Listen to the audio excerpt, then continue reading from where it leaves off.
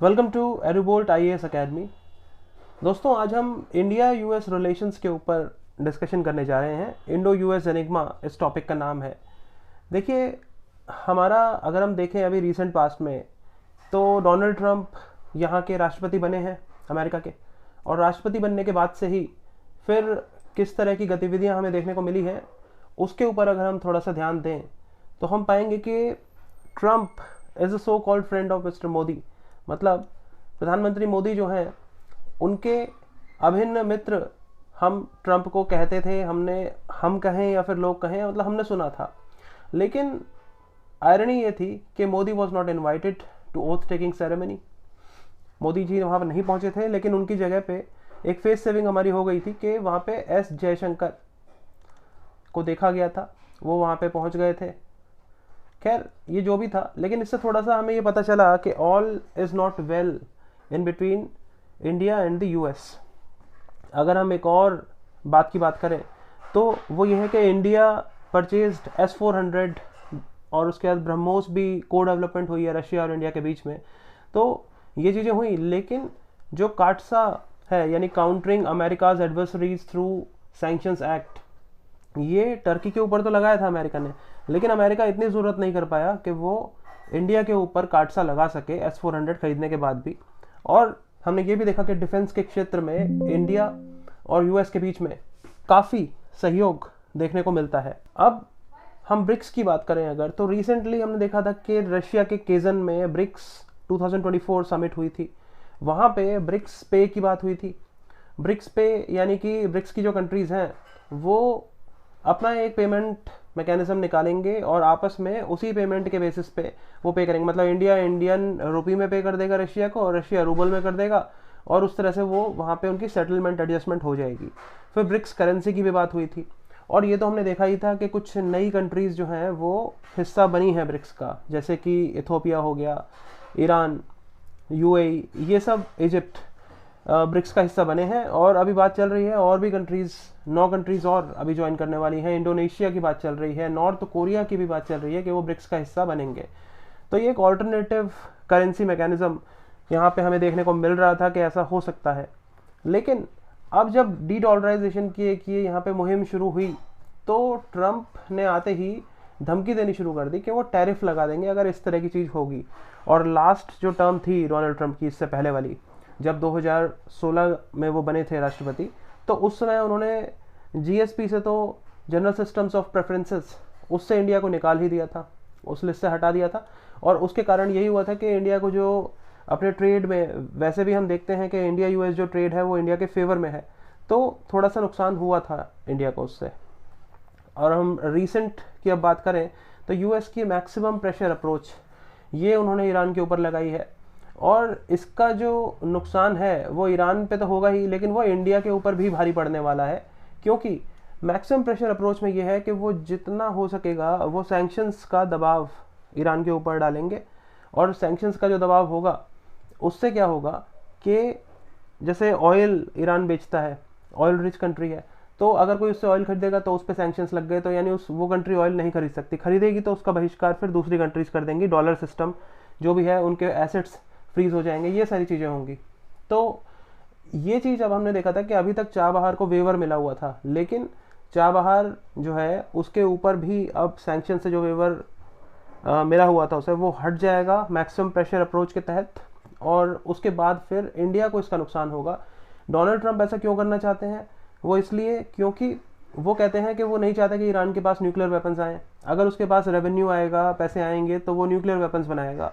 और हमास और हिजबुल्ला, इस तरह के जो आतंकी गुट हैं ट्रंप के अनुसार, तो ये जो आतंकी गुट हैं, इन्होंने जो किया है, 7 अक्टूबर का जो अटैक हुआ है, ये सारी चीज़ें ना हुई होती अगर ये मैक्सिमम प्रेशर अप्रोच पहले से ही लगा दी गई होती ईरान के ऊपर। तो ईरान के को फाइनेंशियली वीकन करना बहुत ज़रूरी है, ये ट्रंप का कहना है। तो मैक्सिमम प्रेशर अप्रोच के तहत चाबहार पे जो सैंक्शंस हैं उसका वेवर हटा दिया जाएगा, और अब चाबहार पे भी वेवर लगने, सैंक्शंस लगने जा रहे हैं। अब इससे इंडिया को नुकसान ये होगा कि इंडिया ने एक तो उसमें ह्यूज इन्वेस्टमेंट कर रखी है, और चाबहार की जो स्ट्रैटेजिक लोकेशन है, ग्वादर पोर्ट जो है पाकिस्तान का, तो उसको, वहाँ पे चीन की प्रेजेंस है, चीन उसे कंट्रोल कर रहा है, ऑपरेट कर रहा है, तो उसको काउंटर करने के लिए चाबहार पोर्ट बहुत इंपॉर्टेंट था, चाइनीज़ स्पाइंग जो थी उसको काउंटर करने के लिए। और दूसरा हम अगर देखें तो दूसरा ये भी है कि अगर अफ़गानिस्तान और सेंट्रल एशिया जाने का जो रूट है, पाकिस्तान तो देगा नहीं इंडिया को वो रूट, तो वो चाबहार पोर्ट से मिल रहा था भारत को। लेकिन अगर ऐसा होता है तो फिर ये बहुत बड़ी दिक्कत की बात है, और ये जो दिक्कत की बात है इसके बारे में अब इंडिया को कोई अपनी स्ट्रैटेजी बनानी ही होगी कि अब क्या किया जाए इस सेंस में। आगे चलें तो हम देखेंगे कि अभी जो रिसेंटली इंडियन बजट आया है 2025 का, तो उसमें हमने ये देखा कि जो टैरिफ हम लगाते थे यूएस गुड्स के ऊपर, खासतौर पे हार्ले डेविडसन बहुत न्यूज़ में था, क्योंकि उसके ऊपर जो हम टैक्सेस और टैरिफ लगाते थे उसको हमने रिड्यूस कर दिया है, यानी कि वो सस्ती हो जाएगी इंडियंस के लिए। तो क्या इसको हम ये समझें कि इंडिया डर गया है डोनाल्ड ट्रंप की जो धमकियां हैं कि टैरिफ लगाएंगे वो इंडिया के ऊपर, अगर इंडिया टैरिफ लगाएगा तो टैरिफ वॉर में इंडिया नहीं फंसना चाहता है? तो ये भी एक क्वेश्चन उठता है। लेकिन यहाँ पे बात सिंपल सी है कि इंडिया जो है वो समझदारी दिखा रहा है, और क्योंकि समझदारी इसी में है कि इंडिया के फेवर में है जो बैलेंस ऑफ ट्रेड है। अगर इंडिया के ऊपर टैरिफ लगेंगे तो उसमें नुकसान इंडिया का ही है, इंडियन गुड्स जो है वो ही महंगे होंगे। तो ये सोचने वाली बात है। फिर अभी हम रिसेंट देखें तो कल की ही बात है, अभी 1-2 दिन पहले ही जो इलीगल इमिग्रेंट्स डिपोर्ट किए गए हैं यूएस से इंडिया में, तो वो उन्हें वहाँ पे दिल्ली में तो नहीं उतारा गया, पंजाब में वो एरोप्लेन उतरा था, लेकिन हमने ये देखा कि हैंडकफ और चेन्स ये सब चीज़ें हमें वहाँ पे मिली, और मतलब उनकी लेग्स में चेन्स थी, हैंडकफ थे वो लोग। तो ये एक ह्यूमिलिएशन वाली बात है, इसका विपक्ष ने भी काफ़ी विरोध किया। और ऐसा क्यों हुआ? तो दरअसल हम देख रहे हैं कि जैसा हमने सोचा था कि डोनाल्ड ट्रंप आएंगे और हमें, एक मीडिया तो पता नहीं क्या दिखाती है, तो मीडिया में ये देखने को मिल रहा था कि आएंगे और इंडिया के लिए खुशियों की सौगात लेके आएंगे। लेकिन देखिए कि इंडिया के साथ किस तरह का हम देख रहे हैं। कुछ चीज़ें पॉजिटिव भी हैं, उम्मीद है कि पॉजिटिव होगा, लेकिन अभी हमें नेगेटिव ही देखने को मिल रहा है। India is having a hard time vis-a-vis the US. और दूसरा हम ये भी देख रहे हैं कि इंडियन रुपी की वैल्यू लगातार गिरती जा रही है, 87 को क्रॉस कर दिया है इंडियन रुपी ने डॉलर के मुकाबले। तो वो सारी चीज़ें हैं। तो फिर अब यहाँ पे ये सोचने वाली बात है कि जो ये रिलेशन है यूएस का और इंडिया का, इसके पीछे आखिर इसका कारण क्या है कि ये इस तरीके का रिलेशन है? मतलब हम इसे कहेंगे एक मिक्स बैग। लेकिन अगर हम इसकी वास्तविकता को समझने की कोशिश करें तो हमें जाना होगा अतीत में कि किस तरह के रिलेशंस यूएस के और इंडिया के रहे शुरुआत से ही। तो अगर हम उसकी बात करें तो हमें इन सब सवालों के जवाब मिल जाएंगे, चाहे हम किसी भी टॉपिक को उठा लें, किसी भी मुद्दे को, इशू को उठा लें। अगर हम पास्ट को देखेंगे तो हमें समझ आ जाएगा कि ऐसा आज की जो स्थिति है वो क्यों है।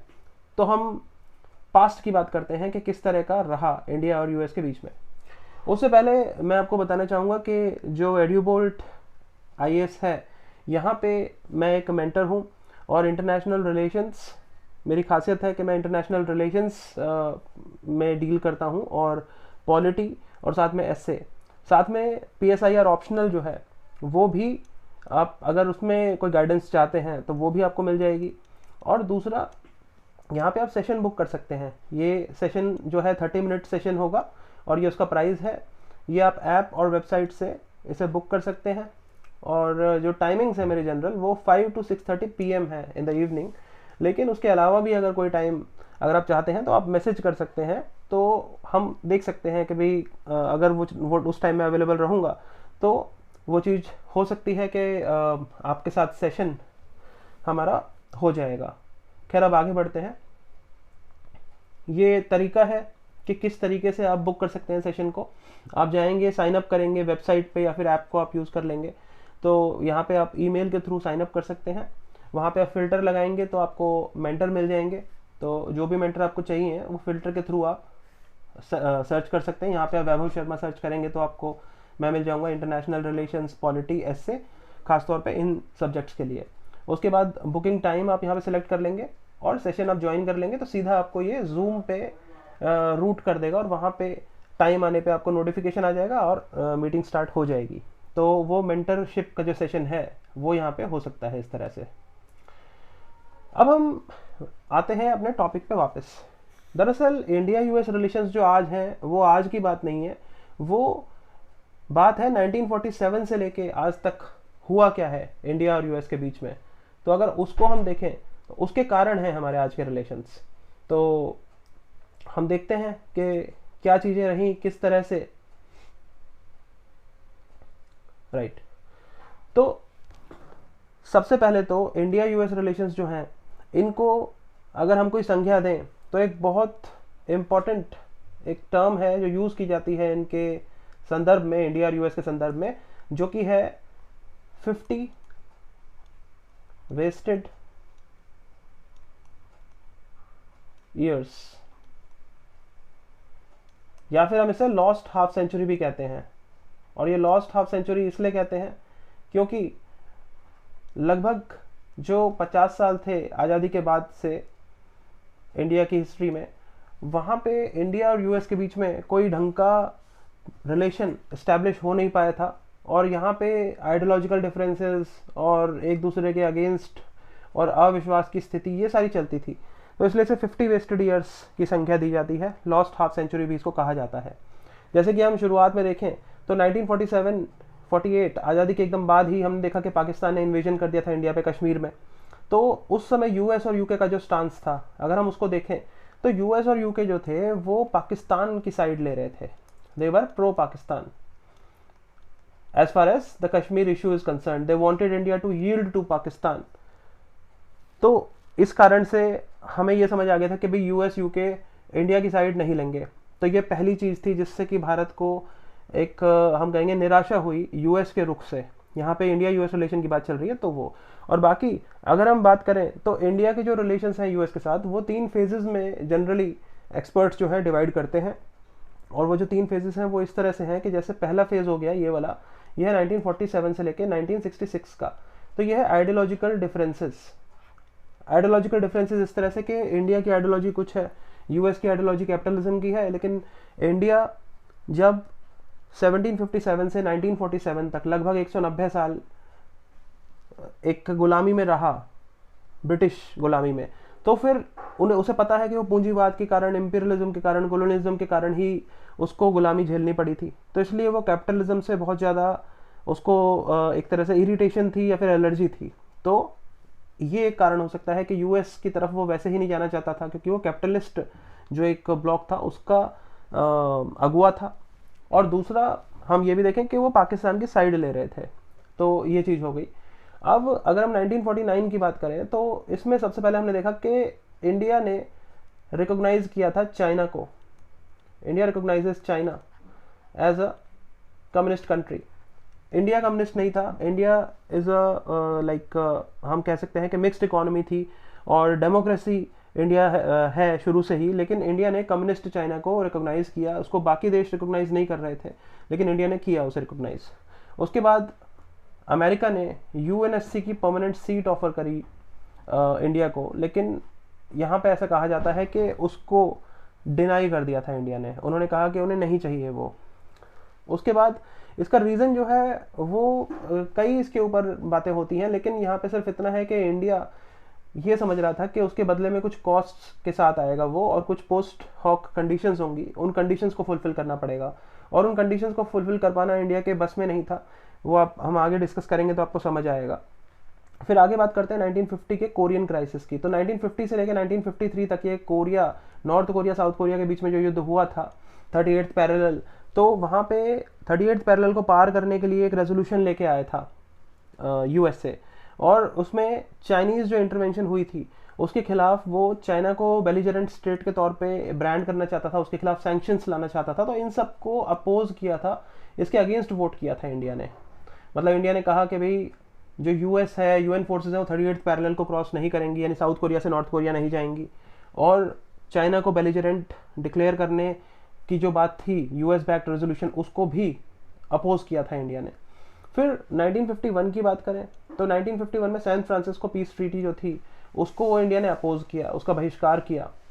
और इसका बहिष्कार उसने क्यों किया? क्योंकि इसमें जो ट्रीटमेंट दी जा रही थी जापान को पहले, और दूसरा चाइना को भी, तो उसके खिलाफ था इंडिया। जापान को कैसे? सैन फ्रांसिस्को पीस ट्रीटी जो थी उसमें ये चीज़ थी कि जितने भी ये लोग हैं जो मतलब जितनी भी टेरिटरीज को जापान ने घेर रखा था, वर्ल्ड वॉर सेकंड के समय कब्जा कर रखा था, तो उसको रीडिस्ट्रीब्यूट करना था, उसको वापस करना था। तो वो जिस तरह की ट्रीटमेंट जापान के साथ हो रही थी उसका विरोध किया पहले तो इंडिया ने, और दूसरा फिर जो फॉर्मोसा था यानी कि ताइवान, ये चीन को नहीं दिया जा रहा था, तो इसका विरोध करा इंडिया ने। यानी कि यहाँ पे हमें दिखता है कि इंडिया की वन चाइना पॉलिसी ये यहाँ पे उजागर होती है कि इंडिया वन चाइना पॉलिसी को उस समय अपना समर्थन दे रहा था, जिसे कि यूएस आज तक समर्थन नहीं देता, लेकिन इंडिया ने उस वक्त समर्थन दिया और ये इंडिया की एक भूल थी। उसके बाद हम आगे की बात करें तो यहाँ पे 1953, अगर हम 1953 को देखें तो 1953 में, पहले इसको हटा देते हैं, 1953 में पाकिस्तान ने मिडिल ईस्ट डिफेंस ऑर्गेनाइजेशन मेडो करके एक अबॉर्टिव, उसका एक स्टेप था, वो मेडो करके एक इनिशिएटिव अपना लेके आना चाहता था, जिसमें कि ये यूएस के साथ वो एक अलायंस बनाता और उस अलायंस के तहत फिर वो यहाँ पे इंडिया के अगेंस्ट ही उसको यूज़ करता। तो वो मिडिल ईस्ट डिफेंस ऑर्गेनाइजेशन जो उसने शुरू करने की कोशिश करी वो सफल हो नहीं पाया। और 1953 में हमने ये भी देखा कि स्टालिन की मृत्यु हो गई थी, और स्टालिन की मृत्यु होना भारत के पक्ष में ही था, क्योंकि अब तक हमने देखा था कि स्टालिन जो थे वो इंडिया को पसंद नहीं करते थे। उनको ये भ्रम था कि इंडिया जो है वो एंटी यूएसएसआर है, क्योंकि वो कहते थे if you are not with us you are against us, और इंडिया अब तक यूएसएसआर के साथ था नहीं क्यों, और उसका रीज़न भी ये है कि इंडिया पराधीन था, तो फिर वो वाली चीज़ है। तो 1953 में जब उनकी डेथ हो गई तो उसके बाद फिर 1954 में हमें कुछ देखने को मिला। 1954 में क्या हुआ कि म्यूचुअल डिफेंस असिस्टेंस एग्रीमेंट ये साइन करी यूएस ने और पाकिस्तान ने। तो यहाँ पे यूएस और पाक नज़दीक आ गए। उसके बाद फिर नेहरू जो है इन्होंने अपनी विजिट करी दो कंट्रीज़ में, पहले तो रशिया और दूसरा फिर चाइना। तो रशिया जो है यहाँ स्टालिन की डेथ हो गई थी और बाद में इनके सक्सेसर बने थे निकिता क्रुश्चेव, और चाइना ये पहुंचे थे 1954 में। फिर हमें पता है कि यहाँ पे उन्होंने पंचशील एग्रीमेंट साइन करी थी। तो पंचशील जो थे ये ट्रेड एग्रीमेंट थी दोनों देशों के बीच में, ये हमें देखने को मिली। उसके बाद हम बात करें 1955 की, तो निकिता क्रुश्चेव जो कि राष्ट्रपति थे यूएसएसआर के, वो इंडिया पहुंचे, इंडिया विजिट करी उन्होंने। और ऐसे में ही हमने देखा कि पाकिस्तान जो है इसने ज्वाइन किया सियाटो और सेंटो को, जो कि नाटो के ही आर्म्स थे, south east Asia treaty organisation और सेंट्रल ट्रीटी ऑर्गेनाइजेशन, तो इनको ज्वाइन करा। उसके बाद फर्स्ट एफ्रो एशियन कॉन्फ्रेंस भी हुई थी 1955 में। तो फर्स्ट एफ्रो एशियन कॉन्फ्रेंस जो है दिस इज़ अ प्रीकर्सर, ये बांडुंग में हुई थी, और ये एक प्रीकर्सर है किस चीज़ का, टू नाम नॉन अलाइन मूवमेंट। जो 1961 में नॉन अलाइन मूवमेंट बना था, तो उसका हम कहेंगे कि आधार ये फर्स्ट एफ्रो एशियन कॉन्फ्रेंस थी। फिर 1956 की बात करें तो स्विस कैनाल क्राइसिस हुआ था। इसमें क्या था कि यूएस यूके जनरली पूरा जो वेस्ट था वो इजिप्ट के अगेंस्ट आ गया था और इसराइल के साथ। तो इनका क्या था कि स्विस कैनाल जो था उसकी ओनरशिप को लेके एक बहुत बड़ा क्राइसिस खड़ा हो गया था, इजिप्ट के अगेंस्ट ये सारा वेस्ट आ गया था। तो वहाँ पे इंडिया ने साइड ली इजिप्ट की और कहा कि there should be collective action against the offenders, against the aggressors in Suez canal crisis, यानी कि एक तरह से यूएस को अपोज किया। और वहीं पे हंगेरियन क्राइसिस जो था, यानी कि जो यूएसएसआर ने हंगरी के ऊपर इन्वेजन किया था, अटैक किया था, उसको लेके इंडिया एकदम उसने चुप्पी साध रखी थी। तो इंडिया के जो ये यहाँ पे दो तरीके के स्टांस दिख रहे थे, एक में वो अपोज कर रहा है यूएस को और दूसरे में यूएसएसआर के खिलाफ वो आवाज़ नहीं उठा रहा। तो ऐसे में यूएस को कुछ समझ आ रहा था, यूएस को यही समझ आ रहा था कि इंडिया जो है वो हमारे साथ नहीं है। तो ये आइडियोलॉजिकल डिफरेंस की जो मैं बात आपको बता रहा हूँ कि 1947 से लेकर 1966 तक का जो फेज़ था, ये फर्स्ट फेज़ है इंडिया यूएस रिलेशंस का, इसको हम कहेंगे आइडियोलॉजिकल डिफरेंसेस का फेज़। और आइडियोलॉजिकल डिफरेंसेस क्यों है वो आप देख रहे हैं कि किस तरह से ये हमें देखने को मिल रहा है। फिर 1959 में क्या हुआ कि आइजनहोवर ने इंडिया विजिट किया और नेहरू जी को उन्होंने गारंटीज दी।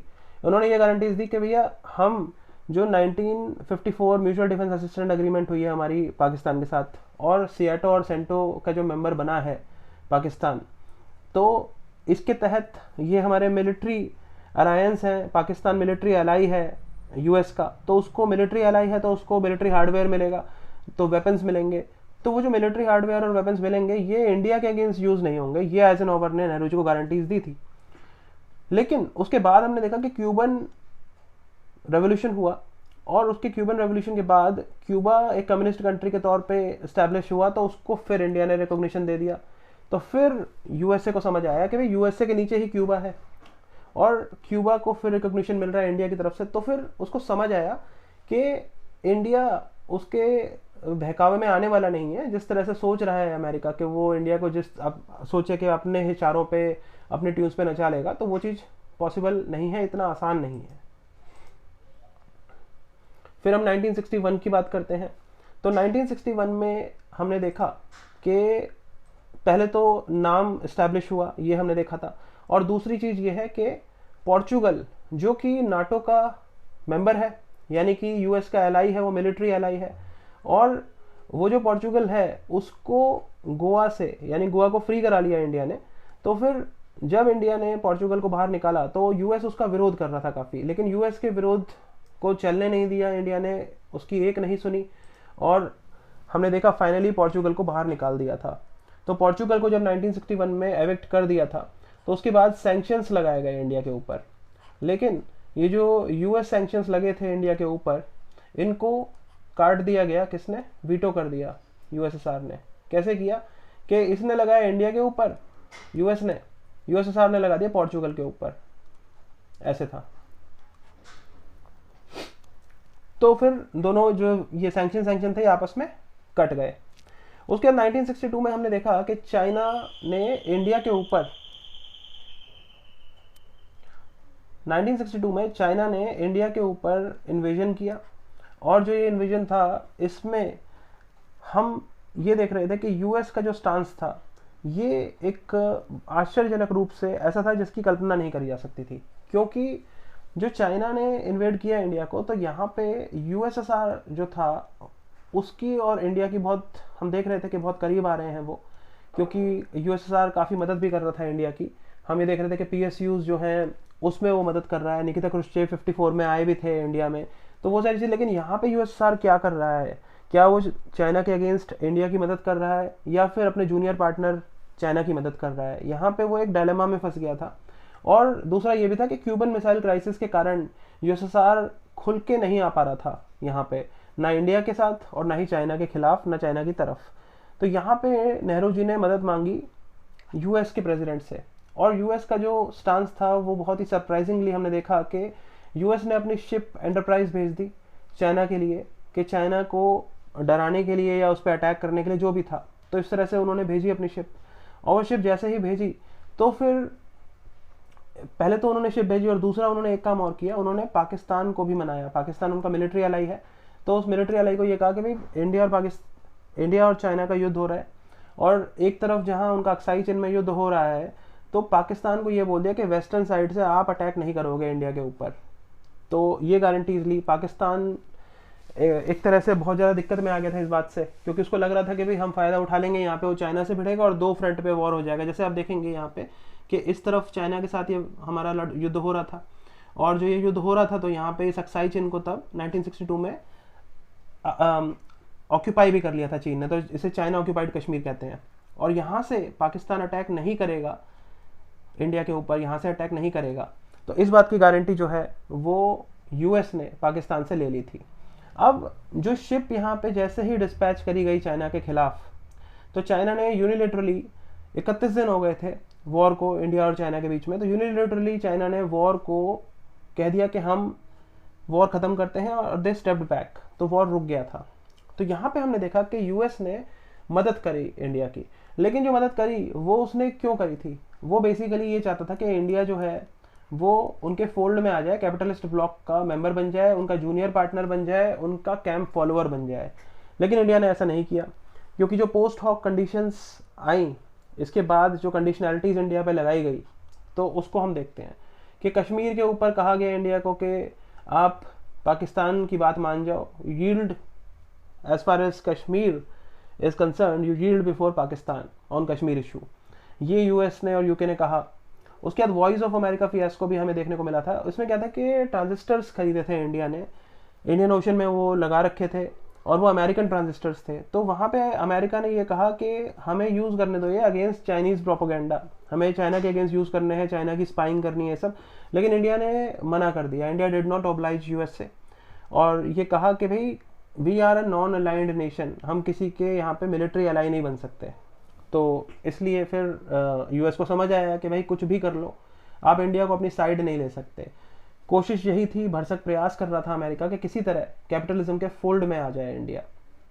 फिर उसके बाद 1964 में हमने देखा कि यूएसएसआर नहीं, चाइना ने अपना न्यूक्लियर टेस्ट कंडक्ट किया लोपनोर में। तो लोपनोर में जो ये न्यूक्लियर टेस्ट कंडक्ट किया, उसके बाद इंडिया को लगा कि भाई 62 में हमारा युद्ध हुआ है चीन से और हम उससे जीत नहीं पाए, और अब ये न्यूक्लियर वेपन भी इसने अख्तियार कर लिए हैं। तो ये इंडिया की सिक्योरिटी को, sovereignty, territorial integrity, national interest power, इन सब चीज़ों के लिए एक बहुत ही खतरनाक बात थी। और इंडिया फिर सिक्योरिटी गारंटीज़ के लिए यूएस के पास भी गया, यूके के पास भी गया और यूएसएसआर के पास भी गया, लेकिन कहीं से भी उसको सिक्योरिटी गारंटी नहीं मिली। और यहाँ पे हमने ये भी देखा कि 1964 से ही फिर पाक को जो फंडिंग मिलती थी यूएस से, वो भी इंक्रीज कर दी गई। और इसी दौरान हमने देखा कि नेहरू जी की भी मृत्यु हो गई थी। नेहरू जी के लिए ये कहा जाता है कि वो इस जो एक सदमा था उससे उबर नहीं पाए थे, जो ये 1962 का वॉर हुआ, और एक तरह से पीठ में छुरा घोंपा था चीन ने भारत के, क्योंकि 54 में हिंदी चीनी भाई भाई की बात चलती थी और पंचशील एग्रीमेंट साइन हुई थी, और उन्होंने से 8 साल बाद ही 62 में इस तरह से अटैक कर दिया।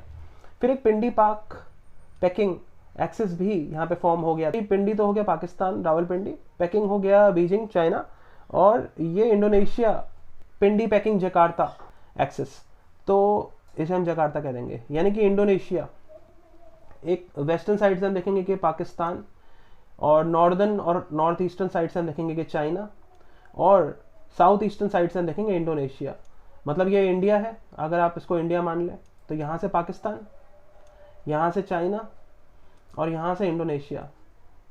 अब इन तीनों ने इंडिया को अपना एक गुट बना लिया और इंडिया को घेर लिया। इंडिया ऐसे घिरा हुआ था इन सबसे, इन तीनों से। तो ये भी 1964 में हमें देखने को मिला। और फिर एक फूड क्राइसिस भी था 1964 में, यहाँ पे अकाल भी पड़ गया था इंडिया में, तो वो चीज़ भी थी। इसी दौरान हमने देखा कि जो नेहरू जी के बाद हमारे प्रधानमंत्री बने थे शास्त्री जी, उन्होंने जय जवान जय किसान का नारा इसीलिए दिया था क्योंकि 1965 में ऑपरेशन जिब्राल्टर हुआ था। ऑपरेशन जिब्राल्टर पाकिस्तान ने उस अटैक को नाम दिया था जिसमें उसने 2 महीने के अंदर ही कश्मीर पे पहले अटैक किया, उसके बाद उसने जो सरक्रीक है, यानी कि हमारा गुजरात और पाकिस्तान वाला बॉर्डर है, वहाँ पे सरक्रीक को कहा उन्होंने कि वो पाकिस्तान का है, और इंडिया ने कहा वो इंडिया का है। तो उसकी एक तरह से बाउंड्री डिस्प्यूट था, और बाउंड्री डिस्प्यूट को लेके ही 1965 का वॉर हुआ।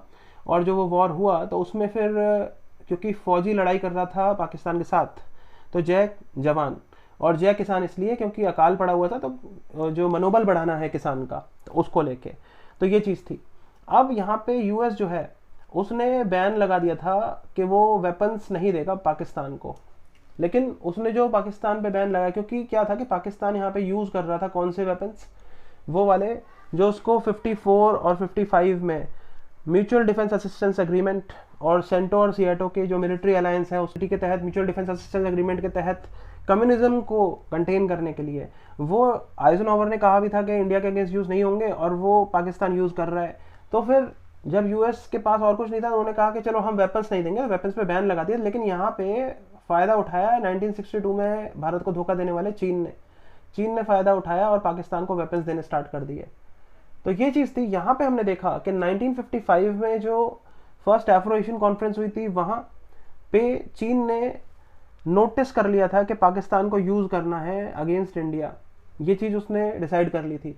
और 1965 में हमने देखा कि उन्होंने वेपन्स देने स्टार्ट करे पाकिस्तान को।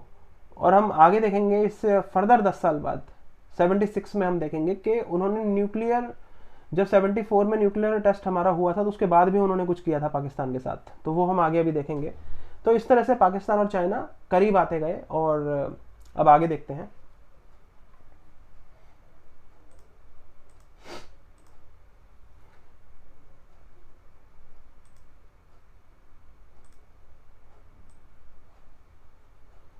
यहाँ पे ये मैप है, इस मैप पे अगर आप गौर करेंगे तो एक बार हम देख लेते हैं कि इंडिया, पाकिस्तान और चाइना, मतलब कश्मीर का जो हिस्सा है उसमें किस तरह से ये लोग इन्वॉल्व हैं। अगर हम उसको देखने की कोशिश करें तो एक बार इस पे हम नज़र डालते हैं कि किस तरह का कश्मीर को कैसे कब्जा रखा है, कौन कौन से हिस्से हैं, उन हिस्सों को समझने की कोशिश करते हैं।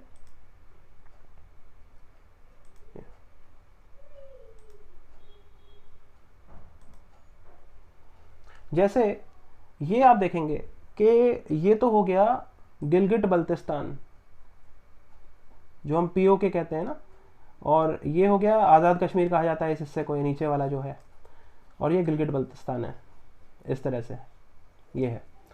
और ये हो गया China occupied Kashmir. China occupied Kashmir हम इसे कहेंगे कि जो 62 का वॉर हुआ था, तो जो अक्साई चीन के हिस्से को कब्जा लिया था चीन ने, ये वो हो गया। और ये जो है हिस्सा, ये बेसिकली पीओके था, मतलब इसको भी कब्जाया था। सियाचिन के ऊपर ये है, ये शाक्सगम वैली है। इस शाक्सगम वैली को, क्योंकि ये पीओके के ही उसमें था एरिया में, इसको 1963 में पाकिस्तान ने, जैसे आप यहाँ पे देखेंगे कि area ceded by Pakistan to China claimed by India, मतलब ये है पीओके, और इस पीओके को पाकिस्तान ने गिफ्ट कर दिया चीन को 1963 में। 1962 में वॉर हुआ था इंडिया चाइना का, 1963 में पाकिस्तान ने ये गिफ्ट कर दिया चीन को, और ये कहा कि भाई उनका जो एक बॉर्डर डिस्प्यूट है इट स्टैंड्स रिजॉल्व्ड, मतलब पाकिस्तान और चीन के बीच में कोई बॉर्डर डिस्प्यूट है ही नहीं।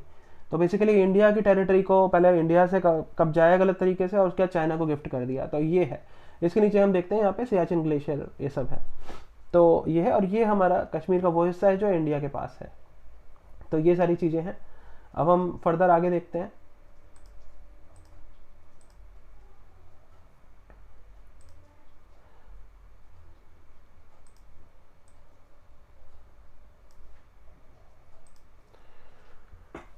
तो 1966 में शास्त्री जी ने क्रिटिसाइज करा था यूएस को ऑन वियतनाम।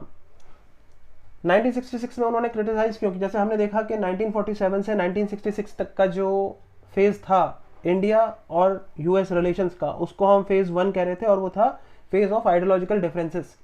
ये दूसरा फेज स्टार्ट हो रहा है 1966 से 1989 तक, जिसको हम देखेंगे। तो ये जो है, ये है 23 साल तक चला ये फेज।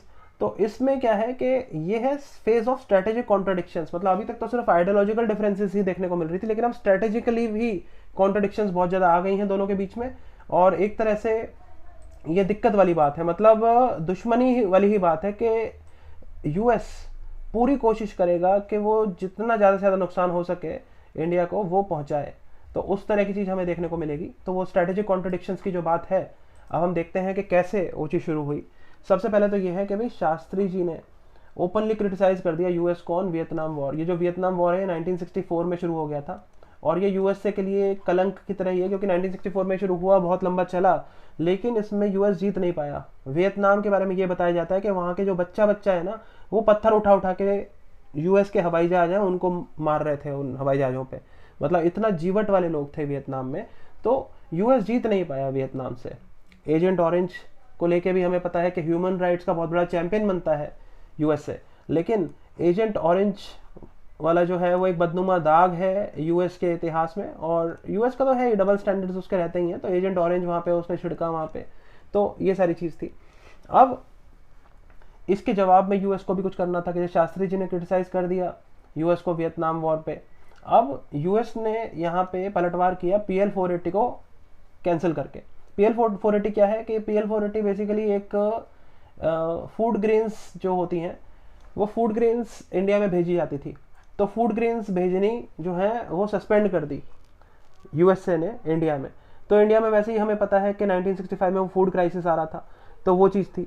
लेकिन फिर कुछ समय बाद हमने देखा कि 10 जनवरी को जब 1965 वॉर के बाद ताशकंद समझौता हो रहा था इंडिया और पाकिस्तान के बीच में, तो उस ताशकंद समझौते के लिए जब वो गए हुए थे ताशकंद, तो वहाँ पे शास्त्री जी का निधन भी हो गया था दुर्भाग्यपूर्ण तरीके से, और रहस्यमय परिस्थितियों में। उसका रीज़न आज भी समझ नहीं आता है कि वो किस कारण से हुआ था, लेकिन वो चीज़ हुई थी। अब इसके बाद फिर 1966 में जब इनकी शास्त्री जी के बाद जो नए प्रधानमंत्री आए तो वो इंदिरा गांधी जी थी। इंदिरा गांधी जी प्रधानमंत्री बनी इसके बाद, और इसके बाद सबसे पहला जो उन्होंने काम किया वो यूएस से उन्होंने मदद मांगी, और इसके बाद ही हमने देखा कि ग्रीन रेवोल्यूशन ये स्टार्ट हुआ था। तो स्ट्रेटेजिक कॉन्ट्रडिक्शन नो डाउट ये हमारी स्टार्ट हो गई थी, लेकिन ग्रीन रेवोल्यूशन एक बहुत ही लैंडमार्क एक अचीवमेंट है इंडिया की, और एक रिमार्केबल एक माइलस्टोन है इंडिया के लिए, जिसे यहाँ पे मेंशन करना बहुत इंपॉर्टेंट है। तो 1966 की ही बात है कि इंदिरा गांधी आई तो सबसे पहला काम उन्होंने ये ग्रीन रेवोल्यूशन को लाने का ही किया था। तो ये चीज़ है, नॉर्मन बोरलॉग की हेल्प से ये हुआ था। फिर 1967 की बात करें तो आसियान फॉर्म हो रहा था, तब इंडिया को एक न्योता मिला था इसका फाउंडिंग मेंबर बनने का, लेकिन इंडिया ने उसे रिजेक्ट कर दिया।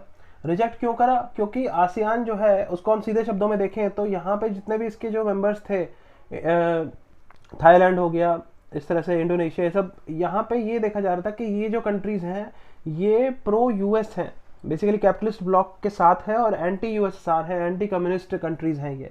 तो कम्युनिज्म को कंटेन करने के लिए ही, क्योंकि सियाटो हमें पता है कि बना था 55 में, तो आसियान को उसी नज़र से देखा जा रहा था। और इंडिया ने अगेन यही कहा कि हम नॉन अलाइंड हैं और नॉन अलाइंड क्रेडेंशियल्स के साथ हम कोई कॉम्प्रोमाइज़ नहीं करेंगे, और आसियान की फाउंडिंग मेंबरशिप को रिजेक्ट कर दिया इंडिया ने, ये चीज़ थी। फिर 1968 में हम देखें तो एनपीटी लेके आए थे, ये जो 5 न्यूक्लियर वेपन स्टेट्स थे। हमने देखा कि भाई ये चाइना है, 64 में इसने न्यूक्लियर टेस्ट कर लिया था अपना कंडक्ट। तो उसके बाद यूएस, फ्रांस, यूके, रशिया, इनके पास न्यूक्लियर टेस्ट इन्होंने कर ही रखा था। तो 5 ही जो न्यूक्लियर वेपन स्टेट्स थे, इन्होंने एक नॉन प्रोलिफरेशन ट्रीटी बनाई और कहा कि बाकी सारे देशों को कहा कि आप नॉन न्यूक्लियर वेपन स्टेट हो, आपने न्यूक्लियर वेपन आपके पास है नहीं, तो आप लोग ये इस ट्रीटी में साइन करो कि आप न्यूक्लियर टेस्ट नहीं करोगे। न्यूक्लियर टेस्ट जो आगे करेंगे वो सिर्फ न्यूक्लियर वेपन स्टेट्स ही कर सकेंगे, आप लोग न्यूक्लियर वेपन एक्वायर नहीं करोगे। तो भाई इंडिया ने उसे मना कर दिया। इंडिया ने कहा कि हम साइन नहीं करते एनपीटी को, ये डिस्क्रिमिनेटरी है और अनइक्वल ट्रीटी है। तो जवाब में फिर यूएस ने क्या किया कि तारापुर जो न्यूक्लियर पावर प्लांट इंडिया का है, इसको फ्यूल दे रहा था अब तक यूएस, उसने वो देना बंद कर दिया। तो फिर इस काम को फ्रांस ने ले लिया अपने हाथ में, और तब हम देख रहे हैं कि फ्रांस ने उस समय हमें फ्यूल दिया था। फ्रांस के साथ हम देखते हैं कि हमारी डिफेंस कोऑपरेशन है, और न्यूक्लियर प्लांट्स को लेके भी हम देखते हैं कि हमारा फ्रांस के साथ है काफ़ी कोऑपरेशन, स्पेस सैटेलाइट्स को लेके है कोऑपरेशन, तो ये सारी चीज़ें हैं। फिर उसके बाद आता है 1971, एक निर्णायक साल है ये, ना सिर्फ पाकिस्तान के लिए, ना सिर्फ इंडिया के लिए, बल्कि एक हमारे और पड़ोसी देश के लिए, बांग्लादेश के लिए, क्योंकि इस साल में बांग्लादेश एक नए देश के रूप में इसका उदय हुआ था। बांग्लादेश लिबरेशन वॉर हम इसे कहेंगे, एक थर्ड वॉर था ये इंडिया और पाकिस्तान के बीच में। फर्स्ट वॉर 47 में हुआ था, सेकेंड वॉर 65 में हुआ था, और थर्ड वॉर 1971 में हुआ था, बांग्लादेश लिबरेशन वॉर। तो बांग्लादेश लिबरेशन वॉर जो था ये, इसमें हमने देखा था कि इस दौरान एक एंटी इंडिया यूएस पाक चाइना एक्सिस बन गया था।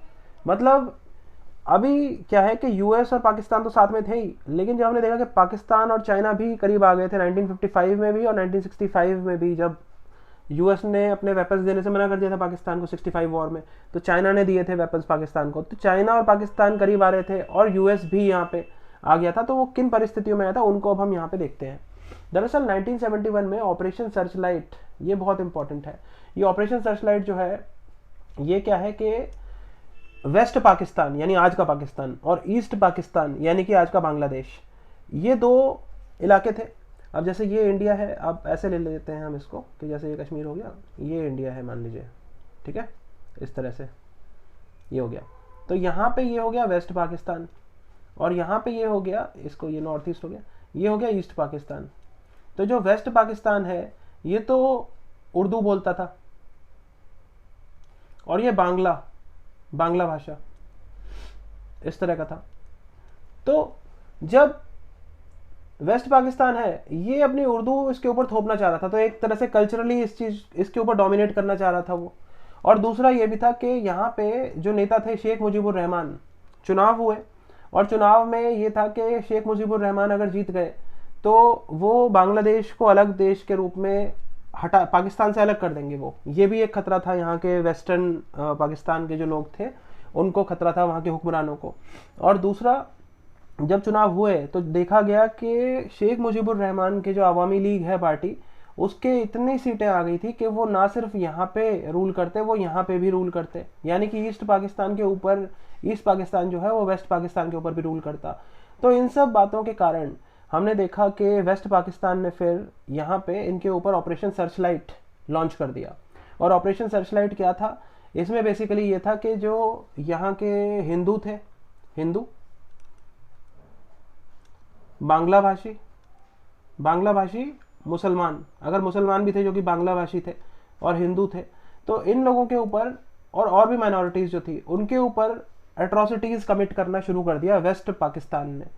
और ये जो एट्रोसिटीज़ हुई थी, तो इनको लेके हमने देखा कि 1971 में ही मार्च के महीने में इंदिरा गांधी जो है ये यूएस और यूके गई थी और वहाँ पे बोला कि भाई इस तरह से एट्रोसिटीज़ हो रही हैं ईस्ट पाकिस्तान में वेस्ट पाकिस्तान के द्वारा, लेकिन उन्होंने कोई ध्यान दिया नहीं यूएसए ने। फिर जुलाई में हमने देखा 1971 में ही कि जो सेक्रेटरी ऑफ स्टेट है हेनरी किसिंगर, ये पाकिस्तान की मदद से ये गए थे चाइना।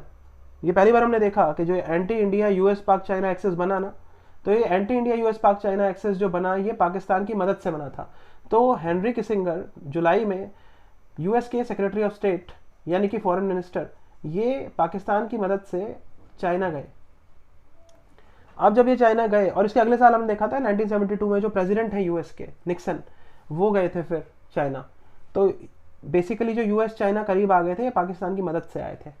और ये क्यों हुआ था, ये इसलिए हुआ था कि 1969 में एक वॉर हो गया था। 1969 में हम देखेंगे कि एक वॉर हुआ था यूएसएसआर वर्सेस चाइना, यानी कि जो कम्युनिस्ट जो दोस्त थे, यूएसएसआर गुरु था और चाइना चेला था, इनके बीच में ये अनबन हो गई थी, इनके बीच में लड़ाई हो गई थी। तो बॉर्डर डिस्प्यूट था, ये लड़ाई हुई थी 69 में। और 71 में हम देख रहे हैं कि इस तरह से फ़ायदा उठाना चाहा मौके का यूएस ने, तो हेनरी किसिंगर यहाँ पे गए। अब जब ये गए थे तो इन्होंने एक ब्रीफ स्टॉप ओवर यहाँ पे किया इन्होंने इंडिया में। तो इंडिया में रुके ये और इन्होंने इंदिरा गांधी से कहा कि पाकिस्तान के अंदरूनी मसले में हस्तक्षेप मत करो, ये चीज़ हुई थी। उसके बाद अगले ही महीने हमने देखा कि अगस्त में इंदिरा गांधी, तो इंदिरा गांधी हैं, उन्होंने इंडो सोवियत ट्रीटी साइन कर ली, मतलब यूएसएसआर के साथ एक ट्रीटी साइन करी जिसका नाम था treaty of perpetual peace cooperation and friendship. और ये जो treaty of perpetual peace cooperation friendship थी ये 20 साल के लिए एक ट्रीटी थी। और इसका आर्टिकल 9 अगर हम देखें तो आर्टिकल 9 ये कहता था कि an attack on one would be considered to be an attack on both, यानी कि अगर इंडिया के ऊपर उंगली भी दिखाई तुमने तो उंगली तो तोड़ेंगे ही तोड़ेंगे, हाथ भी तोड़ देंगे तुम्हारा। ये आर्टिकल 20 था और वो रूस धमकी दे रहा था ये सबको।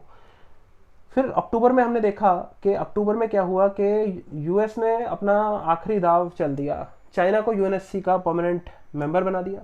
हम कहते हैं कि चीन यूएनएससी का परमानेंट मेंबर कैसे बना, तो वो इसी दौरान बना था जब यूएस और चाइना करीब आ रहे थे।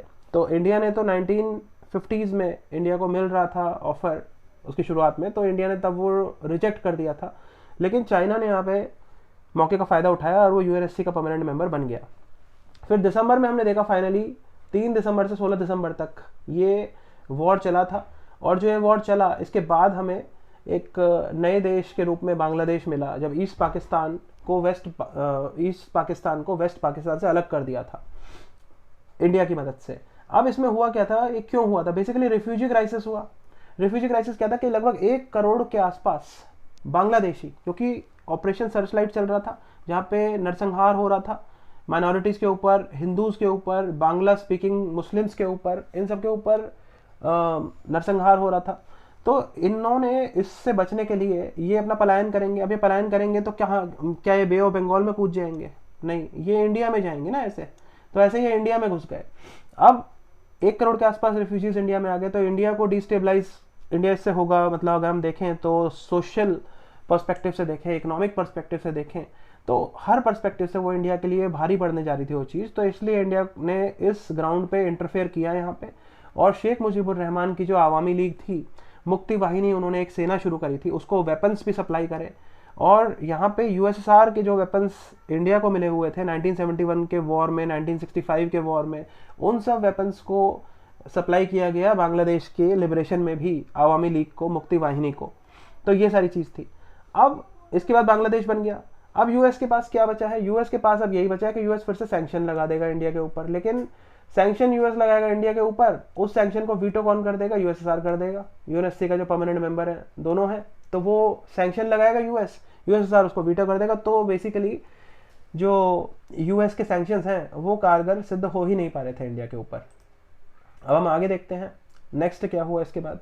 तो 1971 के वॉर के बाद 1972 में शिमला एग्रीमेंट हुई थी। जैसे 65 के वॉर के बाद 66 में ताशकंद एग्रीमेंट हुई थी इंडिया और पाकिस्तान के बीच में, उसी तरह से 71 के बाद 72 में शिमला एग्रीमेंट हुई, जिसमें कि ये कहा गया पाकिस्तान और इंडिया के बीच में ये सहमति बनी कि अब से अगर इंडिया और पाकिस्तान के बीच में कोई असहमति होगी या फिर कोई डिसएग्रीमेंट होगी, कुछ भी इस तरह का होगा, तो बाहरी ताकतों को नहीं आने दिया जाएगा। और ये बहुत इंपॉर्टेंट था क्योंकि अभी बाहरी ताकत यहाँ पे देख रहे थे ना हम कि एंटी इंडिया यूएस पाक चाइना एक्सिस बन रहा था। तो इंडिया ने यही कहा कि पाकिस्तान से कि आगे से कोई दिक्कत हो तो हमसे आके सीधी बात करना, बायलैटरली हम इसे रिजॉल्व करेंगे, बायलैटरल रेजोल्यूशन होगा, इस तरह से नहीं होगा कि बाहरी ताकतें आएंगी। तो बाहरी ताकतें ना तो इंडिया और पाकिस्तान के मसले के बीच में आएंगी, और उसको सॉल्व कैसे किया जाएगा, यूएन चार्टर इसका एक गाइडिंग प्रिंसिपल होगी, ये चीज़ कही। और दूसरा यहाँ पे इंदिरा गांधी ने इंदिरा डॉक्ट्रिन भी स्टार्ट कर दी थी। इंदिरा डॉक्ट्रिन एक बहुत ही हम कहेंगे एग्रेसिव पोस्चरिंग थी। इसमें यह था कि भाई साउथ एशिया, पूरा का पूरा जो साउथ एशिया है, इस साउथ एशिया में अगर कोई भी कंट्री, किसी भी कंट्री के ऊपर अटैक होता है तो इंडिया वहाँ पे इंटरवीन करेगी, उसकी मदद करेगी। यानी कि श्रीलंका पे मान लीजिए कोई दिक्कत आती है, कोई अटैक करता है, तो इंडिया उसमें इंटरवीन करेगा। तो एक तरह से इंडिया डॉक्ट्रिन ये चीज़ थी। तो 1972 में इस तरह से एक एग्रेसिव पोस्चरिंग। तो आप समझ रहे हैं कि हम जो बता रहे थे 1966 के बाद का जो फेज़ है 1989 तक का, ये स्ट्रेटेजिक कॉन्ट्रडिक्शंस क्यों इसे कहा जा रहा था, ये चीज़ है। फिर 1974 में हमने देखा कि इंडिया ने अपना न्यूक्लियर टेस्ट कंडक्ट करा पोखरण में, राजस्थान के पोखरण में। और जो ये न्यूक्लियर टेस्ट कंडक्ट हुआ, इसे बुद्धा स्माइल्ड का कोड नेम दिया गया था। तो ये पोखरण फर्स्ट था। इसमें जब ये न्यूक्लियर टेस्ट कंडक्ट हुआ तो इसके जवाब में पहले तो भौचक्का रह गया यूएस से पूरी तरह से कि ये हुआ क्या। चीन है वो इतना टेंशन में नहीं आया था क्योंकि चीन ने कहा था कि भाई चीन के पास पहले वो न्यूक्लियर वेपन्स तो उसके पास हैं ही, और उसके पास बहुत सारे न्यूक्लियर वेपन्स थे। तो इंडिया ने तो शुरुआत करी थी, लेकिन उसने इसके जवाब में कुछ करने की शुरुआत कर दी थी चीन ने। क्या उसने किया था वो मैं आपको भी बताऊंगा। सबसे पहले यूएस का देखते हैं कि यूएस ने क्या किया कि डिएगो गार्सिया जो है, यहाँ इसने मिलिटराइजेशन को फिर से बढ़ा दिया था। मिलिटराइजेशन स्टेप्ड अप, इसको बढ़ा दिया था। और एनएसजी की फॉर्मेशन करी थी, न्यूक्लियर सप्लाईज ग्रुप। तो न्यूक्लियर सप्लाईज ग्रुप क्या है कि भाई न्यूक्लियर मटेरियल जो है, यूएस को यही लगा कि जो न्यूक्लियर टेस्ट किया है इंडिया ने, ये अब तक जो यूएसए ने न्यूक्लियर फ्यूल दिया था इंडिया को, उसी को यूज करके उसने न्यूक्लियर टेस्ट कंडक्ट किया है। तो ये चीज़ है। और दूसरा अब उसने कहा कि न्यूक्लियर सप्लाईज ग्रुप बनाना होगा। और दूसरा डिएगो गार्सिया की मिलिटराइजेशन कर दी। डिएगो गार्सिया क्या है, जैसे ये इंडिया है तो ये हो गया इंडिया के नीचे यहाँ पे ब्रिटिश इंडियन ओशन टेरिटरी जो है, तो यहाँ पे डिएगो गार्सिया का आइलैंड है। और डिएगो गार्सिया आइलैंड जो है ये ब्रिटिश का है, लेकिन यूएस ने लीज पे ले रखा है इसे, और लीज पे लिया है अपने मिलिट्री बेस इसे बना रखा है, ताकि कोई भी, जैसे एक इंडियन ओशन हो गया, उसके बाद मिडिल ईस्ट हो गया, उसके बाद साउथ चाइना सी हो गया, यहाँ पे अगर कुछ भी उसे ऑपरेशन लॉन्च करना है अपना तो वो यहाँ से कर सकता है। तो इसलिए एक मिलिट्री बेस है ये यूएस का, डिएगो गार्सिया, डिएगो गार्सिया। और ये इंडिया के लिए एक सिरदर्दी की बात है क्योंकि इंडिया ने यहाँ पे पहले ही कहा था कि अगर साउथ एशिया में कोई बाहरी ताकत इंटरवेंशन करेगी तो इंडिया डायरेक्ट उस पर अटैक करेगा किसी भी। और वो चाहता था कि साउथ एशिया जो है वो एक जोन ऑफ पीस रहे और जोन ऑफ इंडियन डोमिनेंस रहे, इंडियन डोमिनेशन रहे, कि इंडिया का ही प्रभाव हो इंडियन ओशन में। ये इंडिया की सोच थी। लेकिन यहाँ पे हमने देखा कि डिएगो गार्सिया की मिलिटराइजेशन बढ़ गई थी। फिर 1975 में हमने देखा कि इंडिया ने सिक्किम को फुल फ्लेजेड स्टेट बना लिया था इंडियन यूनियन का। उसके बाद 1979 में हमने देखा कि यूएसएसआर ने आर्म्ड इंटरवेंशन करी थी अफगानिस्तान में। अब जब ये आर्म्ड इंटरवेंशन हुई तो यहाँ पे जो इंडिया का स्टांस था, इंडिया ने एक तरह से पब्लिकली इसका बिल्कुल विरोध नहीं किया। ऑल्दो हमें पता है कि प्राइवेटली उन्होंने अपनी जो इसको लेके एक निराशा थी और नाराज़गी थी, डिसअपॉइंटमेंट अपनी एक्सप्रेस करी थी इंडिया ने यूएसएसआर से कि आप ऐसे अफगानिस्तान में आर्म्ड इंटरवेंशन आपने करी है, मिलिट्री इंटरवेंशन, ये ठीक नहीं है, लेकिन पब्लिकली इसको अपोज नहीं किया था, क्रिटिसाइज नहीं किया था। तो यहाँ पे यूएस ने ऑपरेशन साइक्लोन लॉन्च करा, और ये ऑपरेशन साइक्लोन जो था वो यूएसएसआर के अगेंस्ट था, और इसमें पाकिस्तान उसका एक मेजर पार्टनर बना था। पाकिस्तान की हेल्प से यहाँ पे तालिबान को खड़ा किया गया, और यहाँ पे तालिबान के साथ साथ अलकायदा बना था। और हमें पता है कि जो अलकायदा है यहाँ पे ओसामा बिन लादेन था इसके बाद इसका सरगना, और ये ओसामा बिन लादेन जो है ये बनाया तो यूएस नहीं था इसको, लेकिन बाद में ये भस्मासुर जो है इसने यूएस के ही खिलाफ तबाही मचानी शुरू कर दी थी, और 9/11 हमें देखने को मिला था। और उसके बाद फिर एबोटाबाद में फाइनली जो ओसामा बिन लादेन है उसको यूएस ने पाकिस्तान के एबोटाबाद में ख़त्म किया था। तो ये चीज़ थी 1979 में ये चीज़ हुई। फिर 1983 में अगर हम आते हैं तो इंडिया के अंदर पहली बार नाम समिट हुई थी। ये है, हम ये देख रहे हैं कि कैसे स्ट्रेटेजिक कॉन्ट्रडिक्शंस हमें देखने को मिल रहे हैं कि यूएस के इंटरेस्ट के अगेंस्ट कैसे इंडिया ऑपरेट कर रहा है, ये सारी चीज़ें हमें देखने को मिल रही हैं। और सिक्किम, ये देख लीजिए आप, सिक्किम का यहाँ पे हमने मैप बना रखा है, ये लोकेशन है, ये सिक्किम है।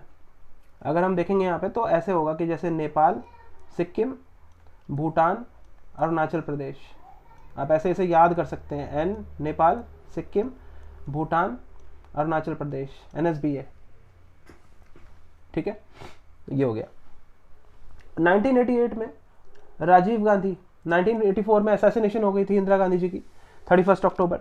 उसके बाद राजीव गांधी, उनके जो बेटे हैं वो प्रधानमंत्री बने थे।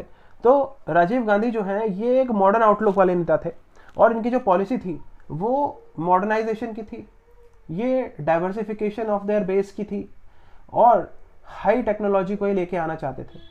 तो डाइवर्सिफिकेशन जो ये करना चाहते थे अपने बेस को, तो इन्होंने पहली चीज़ ये करी कि एक तो यूएस से इन्होंने मदद मांगी, हाई टेक्नोलॉजी की बात करें तो इन्होंने कंप्यूटर मांगा था यूएस से, बेस्ट जो कंप्यूटर था, सुपर कंप्यूटर, वो मांगा यूएस से। हालांकि वो नहीं मिला, लेकिन एक लो एफिशिएंसी का कंप्यूटर फिर भी मिल गया था।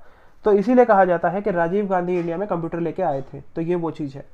और हमने फिर डाइवर्सिफाई करने की जो बात है, तो इन्होंने चाइना के साथ, ये चाइना विजिट करी इन्होंने, और इसे हम फंक्शनिस्ट अप्रोच कहते हैं कि चाइना के साथ अगर बॉर्डर पे बात नहीं बन रही है, जैसे कि अक्साई चिन हो गया वेस्टर्न बॉर्डर, और ईस्टर्न बॉर्डर हो गया अरुणाचल प्रदेश, जिससे कि सदर्न तिब्बत कहता है तवांग के कारण चाइना, तो वो कहता है कि भाई आप, मतलब उनकी ये आज तो वो दोनों चीज़ें मांग रहे हैं, अक्साई चिन भी मांग रहे हैं, और अक्साई चिन तो कब्जा ही रखा है, अरुणाचल प्रदेश पे भी वो अपना क्लेम कर रहे हैं।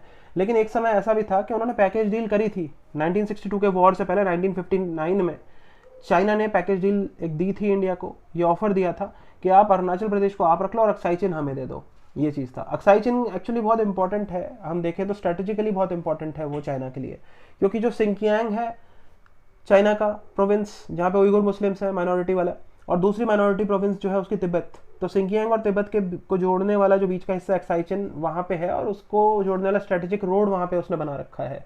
तो इसलिए वो बहुत इंपॉर्टेंट है चीन के लिए। और अरुणाचल प्रदेश को वो कह रहा था कि वो आप ले लो और हमें अक्साई चिन दे दो और सेटल करते हैं, लेकिन इंडिया ने कहा दोनों हमारे हैं। तो ये चीज़ थी। अब 1988 में हमने देखा कि राजीव गांधी ने इस तरह से रिलेशंस को बेहतर बनाने की कोशिश करी। तो इसीलिए हम कहते हैं कि 1989 के बाद हमारा थर्ड फेज शुरू हो गया था रिलेशंस का, और जो थर्ड फेज था वो थर्ड फेज बेसिकली हमारा था स्ट्रेटेजिक कॉन्ट्रडिक्शंस अब तक हमने देखी, लेकिन वो स्ट्रेटेजिक कॉन्ट्रडिक्शन से हटके वो चीज़ आ गई थी आइडियोलॉजी की convergence of ideology, not only ideology but also interest, convergence of interest and ideology, दोनों चीज़ें। तो ये चीज़ हमें देखने को मिली। अब हम आगे बढ़ते हैं और देखते हैं। तो दरअसल 1979 में जो इंटरवेंशन हुई थी यूएसएसआर की, आर्म्ड इंटरवेंशन इन अफगानिस्तान, तो वो विड्रॉल उसका हो गया था 1989 में। 1989 में यूएसएसआर ने अपनी फोर्सेस वापस बुला ली थी अफगानिस्तान से। अब फोर्सेस तो वापस बुला ली हैं, लेकिन एक समस्या तो खड़ी हो गई है ना कि तालिबान को खड़ा कर दिया है पाकिस्तान और यूएसए ने मिलकर, अलकायदा को बना लिया है जो उन्होंने सोवियत फोर्सेस के अगेंस्ट खड़ा किया था। अब वो जो लड़ाके हैं जिनको हथियार चलाने की ट्रेनिंग दे दी गई है, जो हिंसा कर रहे हैं, तो अब वो अपना जो एक मोमेंटम बना हुआ है एग्रेशन का, उनका टेररिज्म का, उसको कहाँ पे परपेट्रेट करेंगे। तो फिर उन्होंने आतंकवाद का, हम इसीलिए 91 से हम कहते हैं कि कश्मीर में जो जितने भी ये लोग थे ना, इन सारे तालिबानियों को फिर पाकिस्तान ने कश्मीर में रूट कर दिया, डाइवर्ट कर दिया कि आप कश्मीर में आतंकवाद मचाओ। तो इसीलिए हम देखते हैं कि 91 के दौरान, 91 के समय से इंडिया में टेररिज्म की चीज़, जो टेररिज्म की जो समस्या है, ये बहुत ज़्यादा बढ़ गई थी। बेसिकली इसलिए क्योंकि ये जो अभी तक यहाँ पे बिजी थे, वो यहाँ पे अफगानिस्तान से कश्मीर में आ गए थे। कश्मीर में भी, और हम कहेंगे कि पंजाब में भी, पंजाब में भी जो खालिस्तान मूवमेंट हम कहें, तो वहाँ पे भी वेपन्स वगैरह भेजे गए थे, ये सारी चीज़ें थी।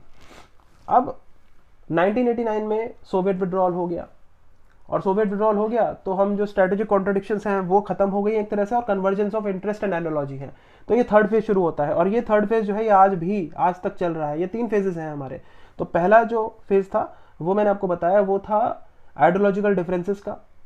दूसरा फेज था स्ट्रेटेजिक कॉन्ट्रडिक्शंस का, हमने देखा कैसे स्ट्रेटेजिकली एक दूसरे के खिलाफ थे इंडिया और यूएस। और थर्ड फेज है convergence of interest and ideology. तो ये कन्वर्जेंस जो है ये क्यों है, ये अब हमें देखने को मिलेंगी कैसे।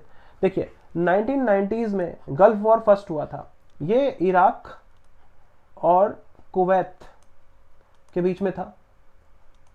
अब हमें पता है कि इराक जो है ना, ये इंडिया का फ्रेंड है शुरू से ही। सद्दाम हुसैन के अंडर इराक था, और इराक ने इंडिया का, क्योंकि वो दोस्त है, इसीलिए उसने जो सेंट्रल ट्रीटी ऑर्गेनाइजेशन थी, बगदाद पैक्ट 1955 में, तो उसको जो बनाया था, तो उससे इराक पहले उसका मेंबर था, ईरान इराक उसके मेंबर थे, लेकिन इराक उससे बाहर निकल आया था इंडिया की नाराजगी के कारण, और इंडिया के साथ उसकी जो दोस्ती थी उसको ध्यान में रखते हुए, अपने स्ट्रेटेजिक इंटरेस्ट को देखते हुए भी। तो इराक क्योंकि बाहर आ गया था, तो फिर बगदाद पैक्ट की जगह उसका नाम सेंट्रल ट्रीटी ऑर्गेनाइजेशन रख दिया, क्योंकि बगदाद है इराक की कैपिटल, और जब इराक उसका मेंबर ही नहीं है तो फिर इराक बगदाद पैक्ट कैसे कह सकते हैं उससे। तो वो सेंट्रल ट्रीटी ऑर्गेनाइजेशन थी। तो इराक ने तो ऐसे किया, लेकिन इंडिया ने क्या किया 1990 में, कि जो गल्फ वॉर फर्स्ट हो रहा था, तो इंडिया ने अपना बेस ऑफर कर दिया यूएस को। हमने देखा कि ये इंडिया है, ये डिएगो गार्सिया है, यहाँ पे इराक है, ठीक है, मिडिल ईस्ट। अब यहाँ से एरोप्लेन, यहाँ पे फाइटर जेट जाएगा, ठीक है। अब इसको अगर अपनी रिफ्यूल करना है तो वो इंडिया के बेसिस को यूज़ कर सकता है। यहाँ से जाके प्लेन यहाँ पे इसके इंडिया के बेस को यूज़ कर सकते हैं। तो इंडिया ने अपना बेस ऑफर किया था रिफ्यूलिंग के लिए। लेकिन यहाँ पे समझना होगा कि किसने ऑफर किया था। क्या राजीव गांधी ने ऑफर किया था? राजीव गांधी जो थे ये 1984 से लेके 5 साल तक 89 तक रहे थे प्रधानमंत्री। तो इसके बाद जो प्रधानमंत्री थे वो वीपी सिंह थे और चंद्रशेखर थे। तो ये जो महानुभाव थे, इनकी ये नीति थी कि इन्होंने अपनी पॉलिसी ही चेंज कर दी कि भाई इराक ने तो क्या किया इंडिया के लिए और इन्होंने क्या किया इराक के खिलाफ। तो गल्फ वॉर फर्स्ट में इन्होंने यूएस का साथ दिया, बेसिकली ये था। लेकिन उसके बाद फिर 91 में हमें पता है कि कांग्रेस की सरकार बनी थी, फिर पीवी नरसिम्हा राव प्रधानमंत्री थे उस दौरान। लेकिन तब क्या हुआ, अब आप देखिए कि कोलैप्स ऑफ यूएसएसआर का कोलैप्स हो गया था 25 दिसंबर 1991 को, और इंडिया के सामने एक इकोनॉमिक क्राइसिस भी आन खड़ा हुआ था। और इसके ही मद्देनज़र इंडिया ने न्यू इकोनॉमिक पॉलिसी अपनी वो लेके आए थे। इकोनॉमिक क्राइसिस क्या था? इकोनॉमिक क्राइसिस ये था कि अब तक तो देखिए कि इंडिया को पूरी तरह से मदद मिल रही थी यूएसएसआर की, लेकिन अब यूएसएसआर का कोलैप्स ही हो गया है। तो अब यूएसएसआर तो मदद करेगा नहीं इंडिया की, वो उसके खुद ही की उसकी हालत ख़राब हुई पड़ी है इकोनॉमी की, हर तरह से इंडस्ट्रीज़ की। तो अब इकोनॉमिक क्राइसिस जो है, इकोनॉमिक क्राइसिस इंडिया के ऊपर ये था कि इंडिया के पास ना सिर्फ 7 दिन का ही फॉरेक्स बचा था। फॉरेक्स किस लिए चाहिए होता है? इंपोर्ट्स के लिए, उसके आगे का नहीं बचा था। तो फिर पीवी नरसिम्हा राव ने अपने फाइनेंस मिनिस्टर मनमोहन सिंह जी को, जो बाद में प्रधानमंत्री बने, जिनका अभी निधन हुआ है महीने भर पहले, 2 महीने पहले, तो अब उन फाइनेंस मिनिस्टर जो आरबीआई के गवर्नर भी रहे, एक बहुत बड़े इकोनॉमिस्ट हैं, इकोनॉमिक्स के प्रिंसिपल्स के मास्टर हैं, तो उनसे ये कहा कि आप पॉलिसी लेके आओ। तो वो लेके आए new economic policy. New economic policy 1991 क्या थी? वो थी लिबरलाइजेशन, प्राइवेटाइजेशन और ग्लोबलाइजेशन। ये एलपीजी रिफॉर्म्स लेके आए। एलपीजी रिफॉर्म्स लाए तो उसमें ये था कि इन्होंने ग्लोबलाइजेशन स्टार्ट करी, और इसमें यही था कि भी अभी तक तो जियो पॉलिटिक्स चल रही थी, लेकिन अब जियो पॉलिटिक्स बची नहीं है, क्योंकि क्या है कि कोल्ड वॉर खत्म हो चुका है। जो बाइपोलर वर्ल्ड ऑर्डर है वो अब क्या बन गया है, वो जियोपॉलिटिक्स खत्म हो गई है, geopolitics has given way to Jio economics. ठीक है, ये चीज है। और bipolarity, it has given way to unipolarity. अब एक ही सुपर पावर रह गई है वर्ल्ड में, और वो सुपर पावर कौन है? Undoubtedly the USA. ये चीज है। लेकिन यूएसए को लग रहा है कि यूनिपोलैरिटी आ गई है, हम अकेले सुपर पावर है, लेकिन अब समय कुछ और है। ये यूनिपोलैरिटी नहीं थी, ये वास्तव में मल्टीपोलैरिटी की इरा थी।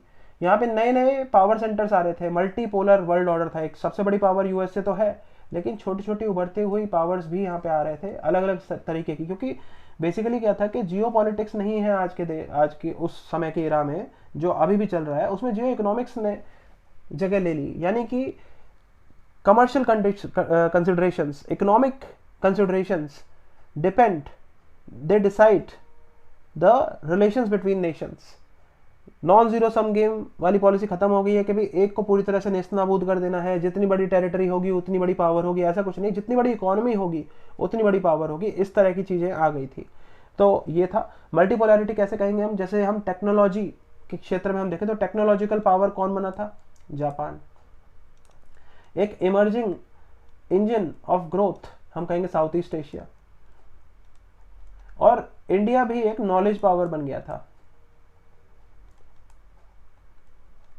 टेक्नोलॉजिकल पावर हम कहेंगे जापान को, और नॉलेज पावर कहेंगे, टेक्नोलॉजिकल सुपर पावर कहेंगे जापान को, और नॉलेज पावर हम कहेंगे इंडिया को। तो इस तरह था। तो यहां पे पॉलिसी डायलेमा आ गई थी किसके सामने? यूएस के सामने, कि भाई अभी तक तो हम सोच रहे थे कि ये यूनिपोलैरिटी आ गई, लेकिन यूनिपोलैरिटी नहीं, एक मल्टीपोलैरिटी है। तो कैसे डील करें हम न्यू वर्ल्ड ऑर्डर में, हम न्यू इकोनॉमिक ऑर्डर में, न्यू सिनेरियो में किस तरह से अपना स्टांस बनाएं? और इंडिया के लिए भी एक बहुत बड़ी दुविधा आ गई थी, क्योंकि इंडिया जो है वो अभी तक खुल के यूएसएसआर के साथ था। उसने 20 साल की अपनी ट्रीटी भी साइन करी थी 1971 में, 1971 से लेकर 1991 में तक, अगस्त में साइन करी थी। और अगस्त जो ये साइन करी तो ये अगले साल 91 के अगस्त तक ये चल रही थी, 20 साल तक। लेकिन अब उसके बाद उसे रिन्यू भी नहीं किया गया, और अब यूएसएसआर रहा ही नहीं है, तो रिन्यू किससे करेंगे? वो चीज़ है। तो फिर अब इंडिया को लग रहा था कि किस तरह से जो एक सोल सुपर पावर है यूएसए, इससे डील कैसे किया जाए। ये बहुत बड़ी एक डायलेमा आ गई थी। लेकिन इस डायलेमा का भी फिर बाद में निकाला गया सोल्यूशन, और जो सोल्यूशन निकला उसको हम देखते हैं कि किस तरह से क्या चीज़ें हुई थी।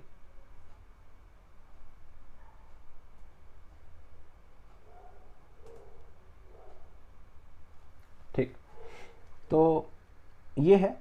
अब यहाँ पे जो नई पॉलिसीज आई हैं इंडिया की, liberalisation, privatisation, globalisation.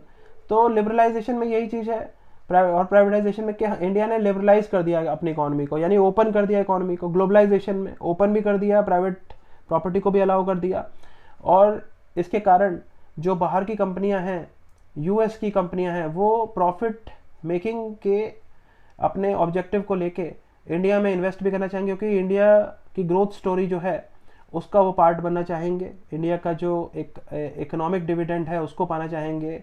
Demographic dividend की हम बात करते हैं, वो चीज़ है।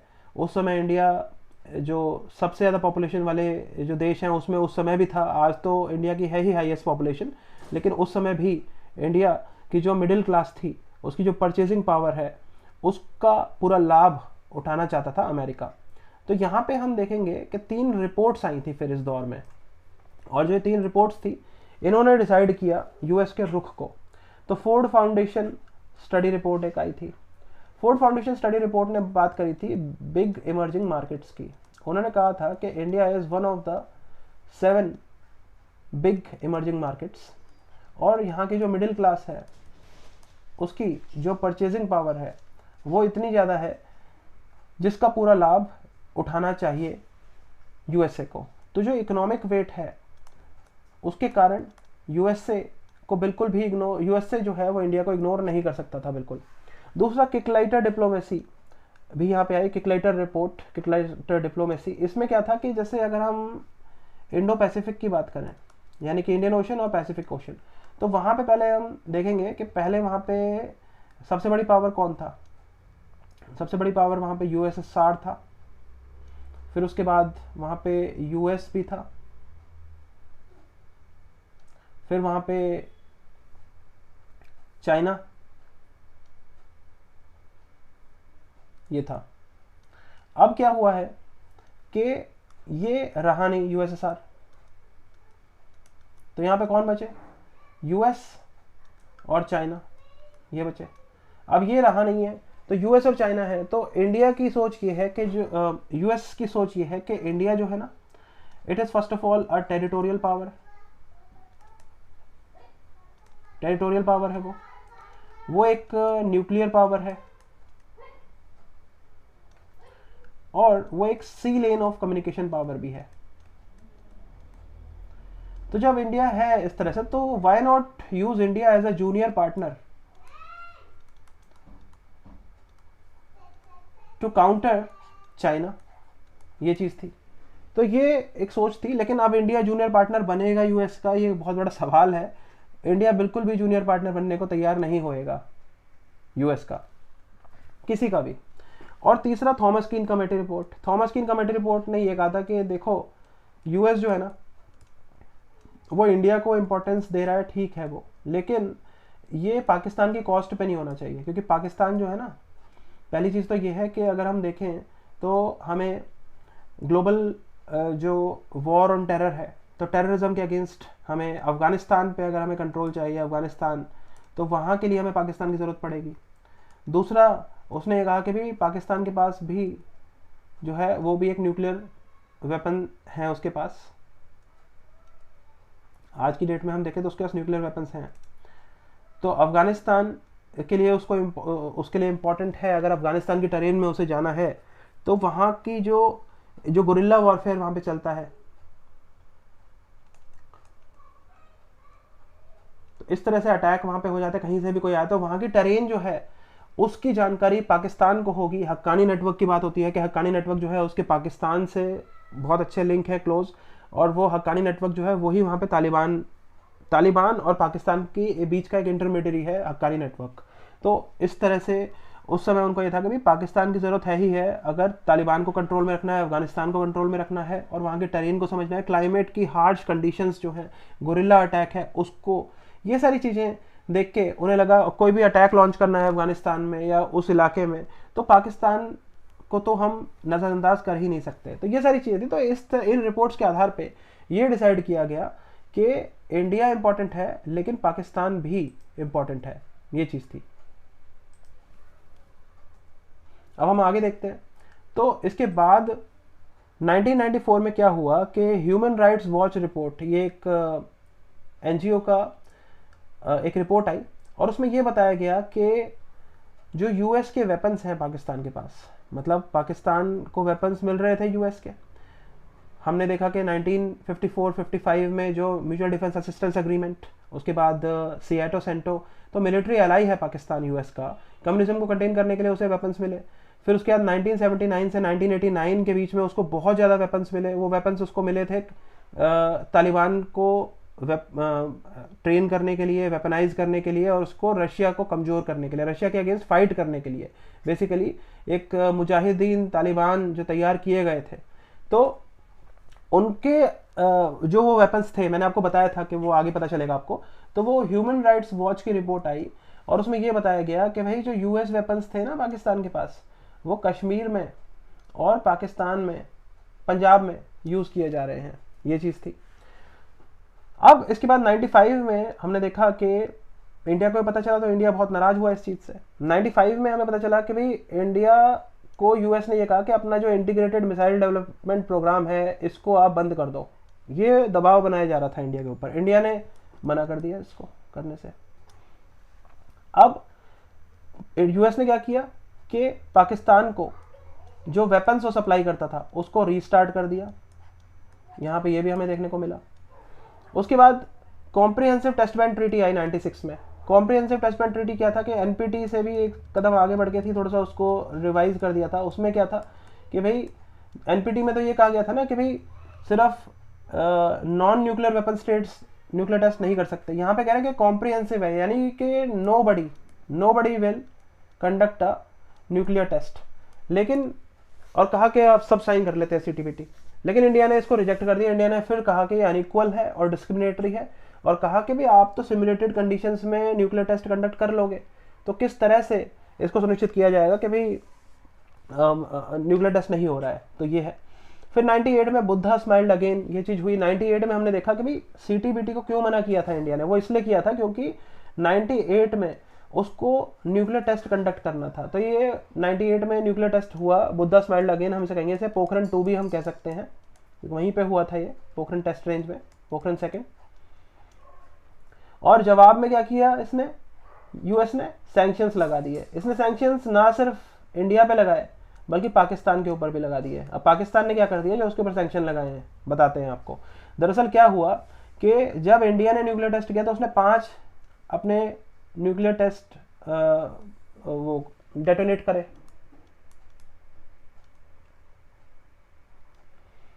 इंडिया ने 5 करे, पाकिस्तान ने 6 कर दिए 2 हफ्ते बाद, 15 दिन बाद। और इसमें इसकी मदद किसने करी, चीन ने। दरअसल मैंने आपको बताया था ना कि 1974 में जब इंडिया ने न्यूक्लियर टेस्ट किया था तो 1976 में चीन ने पाकिस्तान के साथ एक कोवर्ट न्यूक्लियर प्रोग्राम स्टार्ट कर दिया था। और जो ये न्यूक्लियर प्रोग्राम स्टार्ट करा था ये इन्होंने साइन तो कर लिया था, लेकिन 1981 से पहले इसकी शुरुआत नहीं हुई थी, आगे बढ़े ही थे वो, लेकिन 1981 से वो एक्टिवली इसको परस्यू करना उन्होंने शुरू कर दिया था, ये चीज़ थी। अब ये है, तो इन्होंने यूएस ने दोनों के ऊपर, इंडिया और पाकिस्तान के ऊपर सैंक्शंस लगा दिए। अब 99 में हमने देखा कि जो सेनेट है, यूएस की जो पार्लियामेंट है सेनेट, उसने ही सीटीबीटी को रिजेक्ट कर दिया कि भैया हम तो न्यूक्लियर टेस्ट और कंडक्ट कर सकते हैं, हम अपनी इसको हम नहीं कह रहे कि हम न्यूक्लियर टेस्ट कंडक्ट नहीं करेंगे। तो सीटीबीटी रिजेक्ट हो गया वहाँ पे। जब सीटीबीटी रिजेक्ट हो गया फिर उसके बाद जो इंडियन डायस्पोरा है, इंडियन डायस्पोरा यानी कि जो हम कहेंगे कि इंडियन ओरिजिन के लोग यूएस में रहते हैं, उस तरह के लोग, तो इंडियन डायस्पोरा की बहुत स्ट्रॉन्ग प्रेजेंस है यूएसए में। और इंडियन डायस्पोरा ने प्रेशर डालना शुरू कर दिया, लॉबिंग कर दी उन्होंने स्टार्ट इंडिया के फेवर में कि इंडिया के ऊपर जो सैंक्शंस लगाए हैं उनको हटा दो। तो इसलिए हमने देखा कि भाई और उन्होंने खुद ही सीटीबीटी को रिजेक्ट कर दिया। तो फिर 1 साल के अंदर ही 1998 में सैंक्शंस लगे थे, 99 में हमने देखा कि आधे जो सैंक्शंस थे दे वर ओवर, हटा दिए गए थे वो इंडिया के ऊपर से। फिर 2000 में हमने देखा कि क्लिंटन जो है वो इंडिया उन्होंने विजिट करा, फर्स्ट एवर विजिट आफ्टर 1979। 1979 में जो मोरारजी देसाई थे, मतलब इमरजेंसी लगी थी 1975 से 1977 तक, तो वो इमरजेंसी लगी थी। उसके बाद मोरारजी देसाई की सरकार बनी थी। तो 1979 में मोरारजी देसाई के दौरान, उनके कार्यकाल के दौरान अमेरिकन प्रेसिडेंट आए थे इंडिया में। तो उसके बाद पहली बार कोई अमेरिकन प्रेसिडेंट 2000 में आया था और वो क्लिंटन थे। ये चीज़ है, हम कहेंगे कि 21 साल बाद 1979, तो 80 और 2000। उसके बाद 2001 में हमने देखा कि सितंबर में तो ट्विन टावर अटैक हुआ था। ये वही तालिबान, ओसामा बिन लादेन। तो ओसामा बिन लादेन ने क्या किया कि ये जो ट्विन टावर्स हैं, वर्ल्ड ट्रेड सेंटर्स, इंडिया के, यूएस के world trade centres, twin towers, तो इसमें 2 प्लेन्स हाईजैक कर लिए गए थे। और प्लेन हाईजैक करके इन प्लेन्स को इन इमारतों में ही पैवस्त कर दिया था और इन्हें यहाँ पे इतने सारे लोग मारे गए थे। तो इस तरह से था। तो ये अलकायदा का काम था। और इसके बाद हमने देखा कि अब तक जो इंडिया यूएस को बोल बोल के थक गया था कि पाकिस्तान जो है ये टेररिज्म, आतंकवाद की पनाहगाह है, जितने भी टेररिस्ट हैं ये सारे पाकिस्तान पैदा करता है और उसके बाद फिर पूरे विश्व में आतंकवाद फैलाता है। तो पाकिस्तान को मत सपोर्ट करो, उसको मत एड दो, मत उसको आगे बढ़ाओ, बढ़ावा मत दो, ये सारी चीज़ें इंडिया कहता था, लेकिन समझ नहीं आता था यूएसए को। लेकिन जब उसके ऊपर अटैक हुआ तो उसके बाद हमने देखा कि सितंबर 11 यानी कि 9/11 जिसे हम कहेंगे 2001 में, इसके बाद उसने कहा यूएस ने कि terrorism is a global concern, it's a global issue, it's a global problem. उसी साल दिसंबर में हमने देखा कि पार्लियामेंट अटैक हो गया था, इंडियन पार्लियामेंट में अटैक हुआ था। तो ये चीज़ें थी। तो अब इसके बाद यूएस की क्या पॉलिसी, यूएस पहले तो टेररिज्म को लेकर सीरियस हो गया, ये चीज़ थी, और पॉलिसी उसकी क्या रही ये हम आगे देखते हैं।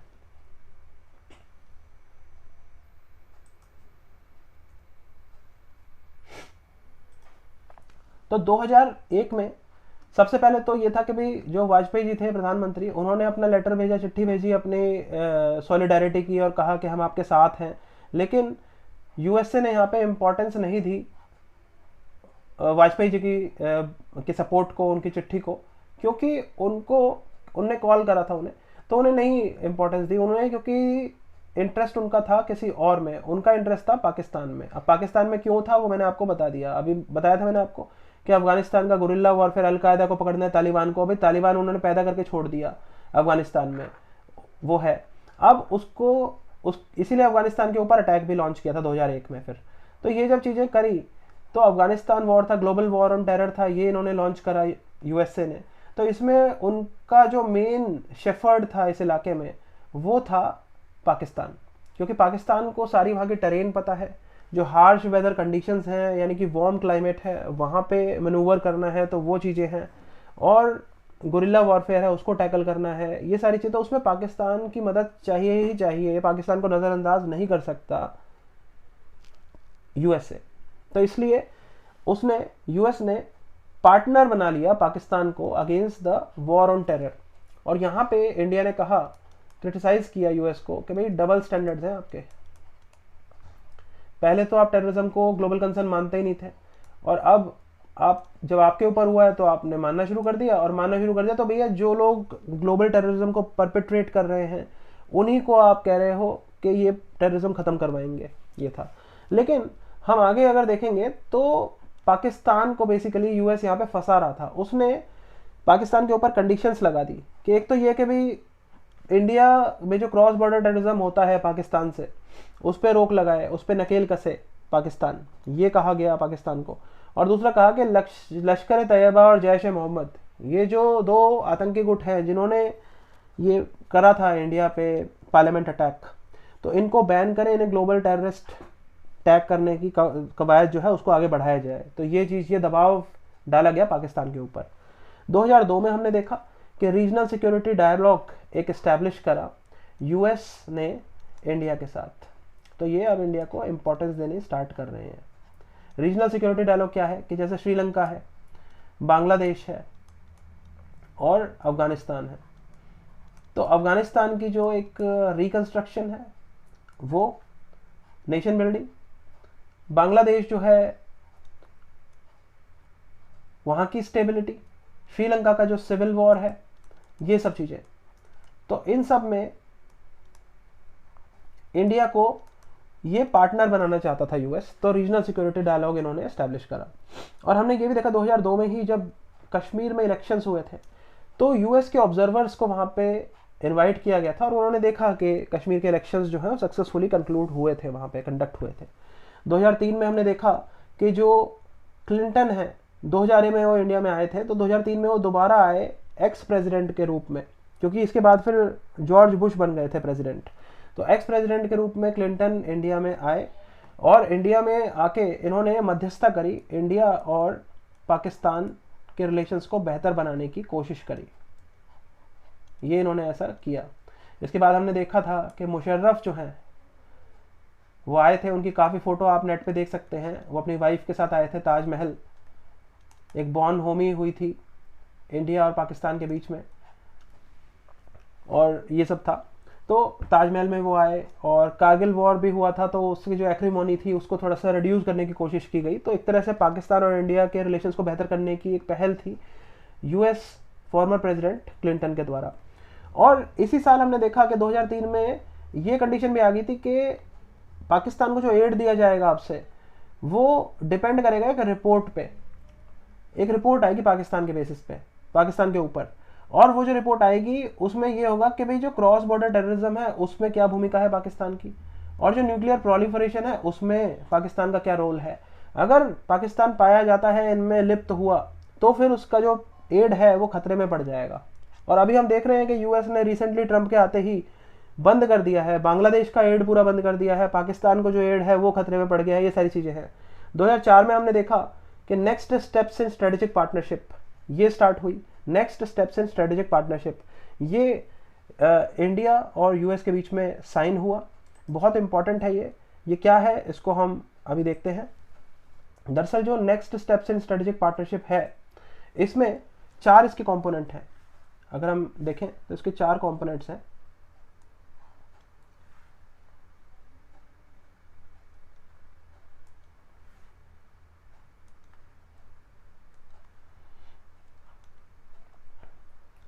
मिसाइल टेक्नोलॉजी, स्पेस कोऑपरेशन,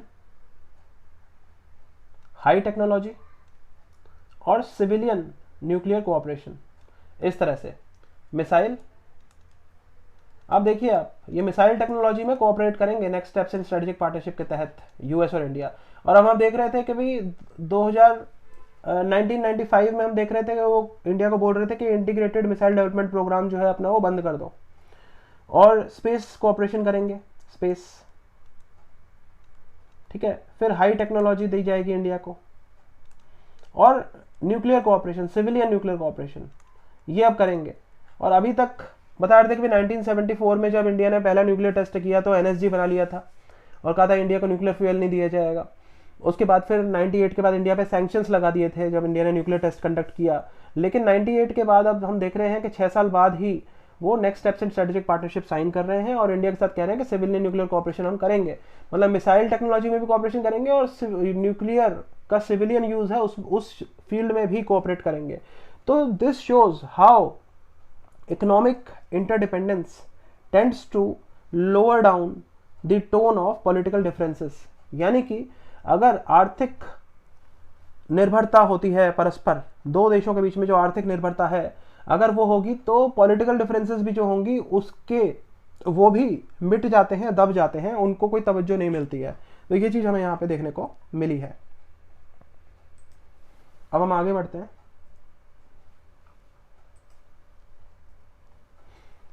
अब 2005 आता है तो next steps in strategic partnership sign हो चुके हैं।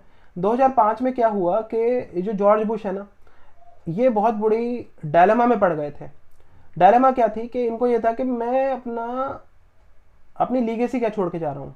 लीगेसी मतलब उनकी विरासत क्या होगी एज अ प्रेसिडेंट। जैसे बाइडेन अभी गए तो बाइडेन कहते हैं कि भी मैं क्या करके जा रहा हूँ, क्या मेरे को याद किस लिए किया जाएगा। तो बाइडेन गए तो उन्होंने एक कह रहे हैं कि इसराइल और हमास के बीच में जो सीज फायर है वो मैंने करवाया है। और ट्रम्प कह रहे हैं कि मैं आया हूँ, मेरे आते ही ऐसा हुआ, मेरे आने से पहले ही हो गया कि करवाता तो मैं ही, और मैं आया हूँ और पहले करवा दिया मैंने। तो बाइडेन और ट्रम्प के बीच में काफ़ी ये रस्साकशी हो रही थी कि किसने करवाया, श्रेय कौन ले। फिर बाद में ये हुआ कि दोनों ने करवाया। तो उसी तरह से यहाँ पे बुश को भी था कि मेरी लीगेसी क्या होगी। उनको अपनी लीगेसी के का बड़ा डर सता रहा था, क्योंकि 2001 में उन्होंने कहा कि भैया अफगानिस्तान वाला जो एडवेंचर था वो मिस एडवेंचर बन गया। उसके बाद 2003 में उन्होंने इराक पे इन्वेजन किया था और सद्दाम हुसैन को 2005 में मरवा भी दिया था। तो उन्होंने क्या आरोप लगाया था कि इनके पास केमिकल वेपन्स हैं और ये केमिकल वेपन्स जो हैं ये टेररिस्ट को दे देंगे, जिन्होंने 9/11 किया है तो उन्हीं को ये दे देंगे। और उसके बाद फिर उस आधार पे इन्होंने इन्वेड किया इराक को। लेकिन वो केमिकल वेपन्स जो है ना वो कभी मिले ही नहीं, आज भी नहीं मिले वो। तो 24 साल हो गए हैं, लेकिन आज भी ये है कि भाई वो उन्होंने झूठ 24 साल कर रहे हैं, मतलब इसको 2003 में किया था तो 22 साल हो गए हैं, 21-22 साल। तो ये एक झूठ बोल के उन्होंने ऑयल के लिए अटैक किया था इराक में, क्योंकि इराक जो है वो झुकने को तैयार नहीं था उसकी यूएस की टर्म्स के आगे। तो बेसिकली वो चीज़ थी। तो उन्हें लग रहा था कि भाई अफगानिस्तान में भी फेल हुए हम, इराक भी हमारा एक बहुत बड़ा डिजास्टर था, तो अब मैं क्या अपना एक लीगेसी छोड़ के जाऊँगा। तो उनको था कि चलो इंडिया के जो है ना, इंडिया उसको थोड़ा सा कंट्रोल कर लेते हैं न्यूक्लियर के क्षेत्र में। तो इंडिया के साथ एक हम न्यूक्लियर डील कर लेते हैं और ये मेरी विक्ट्री रहेगी। ऐसा जैसे हम प्रधानमंत्री मनमोहन सिंह जी को अब याद करेंगे ना, तो उनकी सबसे बड़ी जो उनका योगदान है इंडिया के लिए, वो एक तो 91 के लिए हम उन्हें याद करते हैं जो उन्होंने LPG reforms, new economic policy लेके आए। साउंड इकोनॉमिक बेस जो हमारा है वो प्रधानमंत्री मनमोहन सिंह जी की देन है। और दूसरा, उन्होंने हमारी न्यूक्लियर आइसोलेशन खत्म करी थी। वो कैसे करी थी वो हम अब देखने जा रहे हैं इसको। तो बुश ने 2005 में इसी के तहत इंडिया के साथ सिविलियन न्यूक्लियर डील करनी चाहिए, तो उन्होंने इंडिया के लिए लॉबिंग करनी स्टार्ट कर दी अपने एलाइज के साथ। कहा कि आपके जो डोमेस्टिक लॉज हैं उनको आप मोल्ड करो, और ऐसा मोल्ड करो कि आप इंडिया के साथ सिविलियन न्यूक्लियर कोऑपरेशन कर सको। तो 2006 में हाइड एक्ट आया और 2007 में 123 एग्रीमेंट आई। हाइड एक्ट क्या था कि यूएस के जो डोमेस्टिक लॉज हैं उनको अमेंड किया जाएगा सो that they can cooperate in civilian nuclear field with India. और 123 एग्रीमेंट क्या है कि यूएस के जो एलाइज हैं वो अपने लॉज को अमेंड करेंगे so that they are able to cooperate with India in civilian nuclear cooperation. ये था। अब 2008 में हमने देखा कि आईएईए सेफगार्ड एग्रीमेंट साइन हुई और इंडिया स्पेसिफिक एक वेवर मिला, एनएसजी वेवर मिला इंडिया को। मतलब वो सिर्फ आज तक इंडिया को ही मिला है एनएसजी का वेवर, कि एनएसजी न्यूक्लियर सप्लाईज ग्रुप ये कह रहे हैं कि एनपीटी साइन करोगे तो आपको एनएसजी के आपको न्यूक्लियर फ्यूल मिलेगा। एनएसजी के मेंबर बनना पड़ता है न्यूक्लियर फ्यूल लेने के लिए। तो वो कह रहे हैं कि एनपीटी साइन नहीं करा इंडिया ने, फिर भी उसको न्यूक्लियर फ्यूल मिलेगा, न्यूक्लियर फॉर सिविलियन पर्पस, और न्यूक्लियर रिएक्टर्स वगैरह बनाए जाएंगे। ये सारी चीज़ें थी। और आईएईए सेफगार्ड एग्रीमेंट इंडिया ने साइन करी, जिसमें क्या था कि इंडिया की जो न्यूक्लियर फैसिलिटीज़ हैं इनको दो में डिवाइड कर दिया गया, एक तो मिलिट्री और दूसरा सिविलियन। तो मिलिट्री वाले तो इंडिया नहीं दिखाएंगे, लेकिन सिविलियन जो फैसिलिटीज रहेंगी they will be open for inspection by IAEA representatives, international atomic energy agency. इसके रिप्रेजेंटेटिव जो हैं वो यहाँ पे सिविलियन जो साइट्स होंगी न्यूक्लियर फैसिलिटीज उनका इंस्पेक्शन करने वो आ सकते हैं। तो ये चीज़ थी। और 2010 में हमने देखा कि इंडिया ने अपना डील वील साइन कर ली फाइनली। 2008-9 में डील हो गई थी। फिर उसके बाद 10 में हमने देखा कि ओबामा जब प्रेसिडेंट बने थे तो इंडिया में आए थे और डील फाइनलाइज हो गई थी उससे पहले। तो जब सिविलियन न्यूक्लियर डील हो गई उसके बाद हमने देखा कि इंडिया ने क्या किया, यूएसए का विरोधी है ना जो ईरान, उसको प्रेज कर दिया और ये कहा कि भाई ईरान जो है वो एनपीटी का सिग्नेटरी है और हम एनपीटी का वो सिग्नेटरी है तो उसको सिविलियन पर्पस के लिए न्यूक्लियर फ्यूल मिलना चाहिए और हम उसका सपोर्ट करते हैं इसमें। तो ऐसे कह दिया। तो इससे बहुत ज़्यादा नाराज़ हो गए थे ओबामा और उन्होंने निराश हो गई ये कहा कि भैया हमसे डील करा ली और उसके बाद अब इस तरह कर रहे हैं। तो उन्होंने कहा कि India and USA do not share common ideology as far as Iran nuclear programme is concern, as far as Iran is concern. ये चीज़ हुई थी। और 2005 में हमने देखा था कि इसी इंडिया ने जब आईएईए गए थे तो इन्होंने ईरान के न्यूक्लियर प्रोग्राम के अगेंस्ट वोट भी किया था, ईरान के अगेंस्ट। तो पहले ही ईरान के अगेंस्ट वोट करता 2005 में, फिर उसके बाद दोबारा किया था इसने, लेकिन 2010 में इसने क्या किया कि ईरान को सपोर्ट कर दिया। तो ये चीज़ है। तो यही जियोपॉलिटिक्स है। इसमें नो परमानेंट फ्रेंड और फोज, जस्ट परमानेंस ऑफ इंटरेस्ट। तो इंटरेस्ट परमानेंट है और अपने इंटरेस्ट को देख के ही पॉलिसीज बनाई जाती हैं। ये सारी चीज़ें हैं। अब हम आगे बढ़ते हैं। तो 2010 हो गया। 2010 के बाद अब आते हैं हम 2016 में। तो 2016 में एक नई चीज़ हुई कि next steps in strategic partnership, ये साइन हुआ इंडिया और यूएस के बीच में। नेक्स्ट अब हम देख रहे हैं कि रिश्ते जो है ना वो बेहतर ही बेहतर होते जा रहे हैं इंडिया और यूएस के बीच में। अभी ट्रंप आए हैं तो थोड़ा सा हमें कड़वी दवाई एक देखने को मिल रही है, क्योंकि ट्रंप काफ़ी एग्रेसिव हैं और वो किसी को बख्श नहीं रहे। उन्होंने मोदी जी को इन्वाइट भी नहीं करा अपने इनाग्रेशन में, तो थोड़ा सा अजीब लगा, बुलाना चाहिए था ये, क्योंकि सम्मान जो है पूरे देश का होता है। अगर हमारे प्रधानमंत्री को बुलाएंगे, चाहे प्रधानमंत्री कोई भी हो, मोदी जी हो, चाहे राहुल गांधी हो, चाहे कोई भी हो, अगर प्रधानमंत्री हैं तो वो इंडिया के हैं, तो इसलिए नहीं बुलाया, ये थोड़ा सही नहीं है।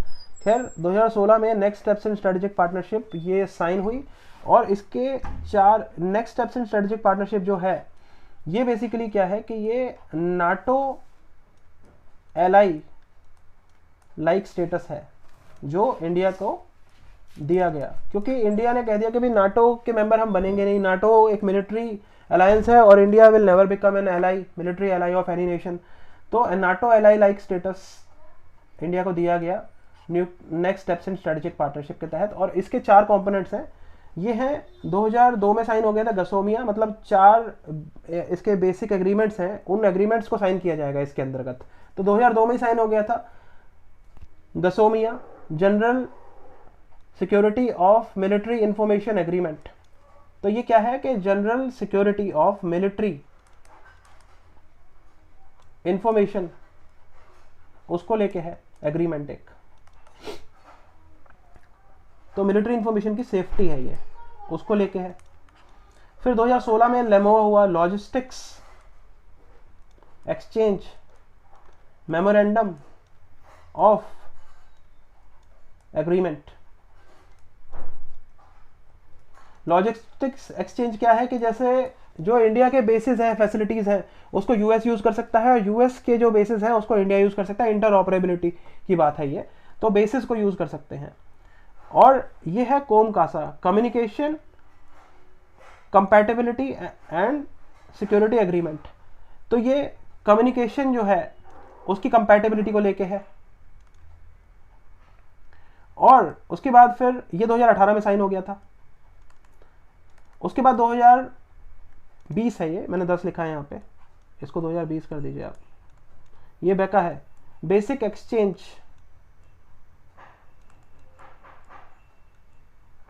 Cooperation agreement. तो बेसिकली ये क्या है कि जैसे कोई मिसाइल लॉन्च होती है तो उसकी जो नेविगेशन होगी ना, उसका जो डेटा है उसको लेके कोऑपरेशन है। मतलब जीपीएस जैसे यूज होता है, तो वो ये मतलब इंडिया कोई मिसाइल लॉन्च करे और ये जीपीएस को बंद कर दें तो मिसाइल कहाँ जाएगी, वो मिसगाइडेड मिसाइल बन जाएगी एक, तो वो ना हो। तो एक तरह से ये बेसिक एक्सचेंज कोऑपरेशन एग्रीमेंट है, ये चीज़ है।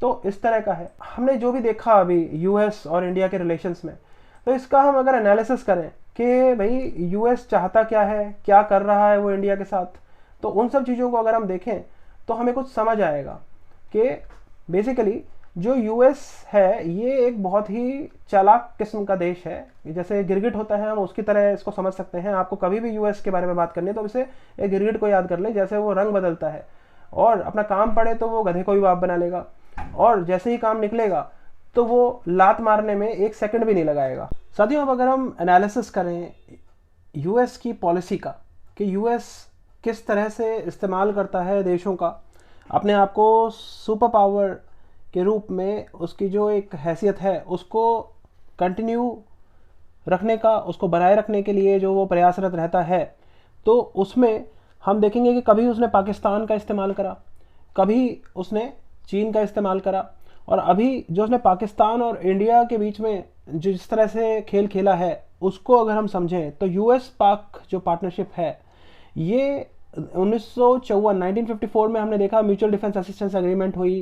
फिर उसके बाद 1955 में सेंट्रल ट्रीटी ऑर्गेनाइजेशन और south east Asia treaty organisation, ये जो हुए, अब इनके कारण क्या था कि जैसे ये चीज़ें हुई तो इसके बाद फिर ये तो थे मिलिट्री अलायंसेस, और 1979 से लेकर 1989 के बीच में जो आर्म्ड इंटरवेंशन हुई थी यूएसएसआर की अफगानिस्तान में, तो उसको काउंटर करने के लिए भी इन्होंने तालिबान खड़ा किया था, तो वो भी एक मिलिट्री अलायंस था।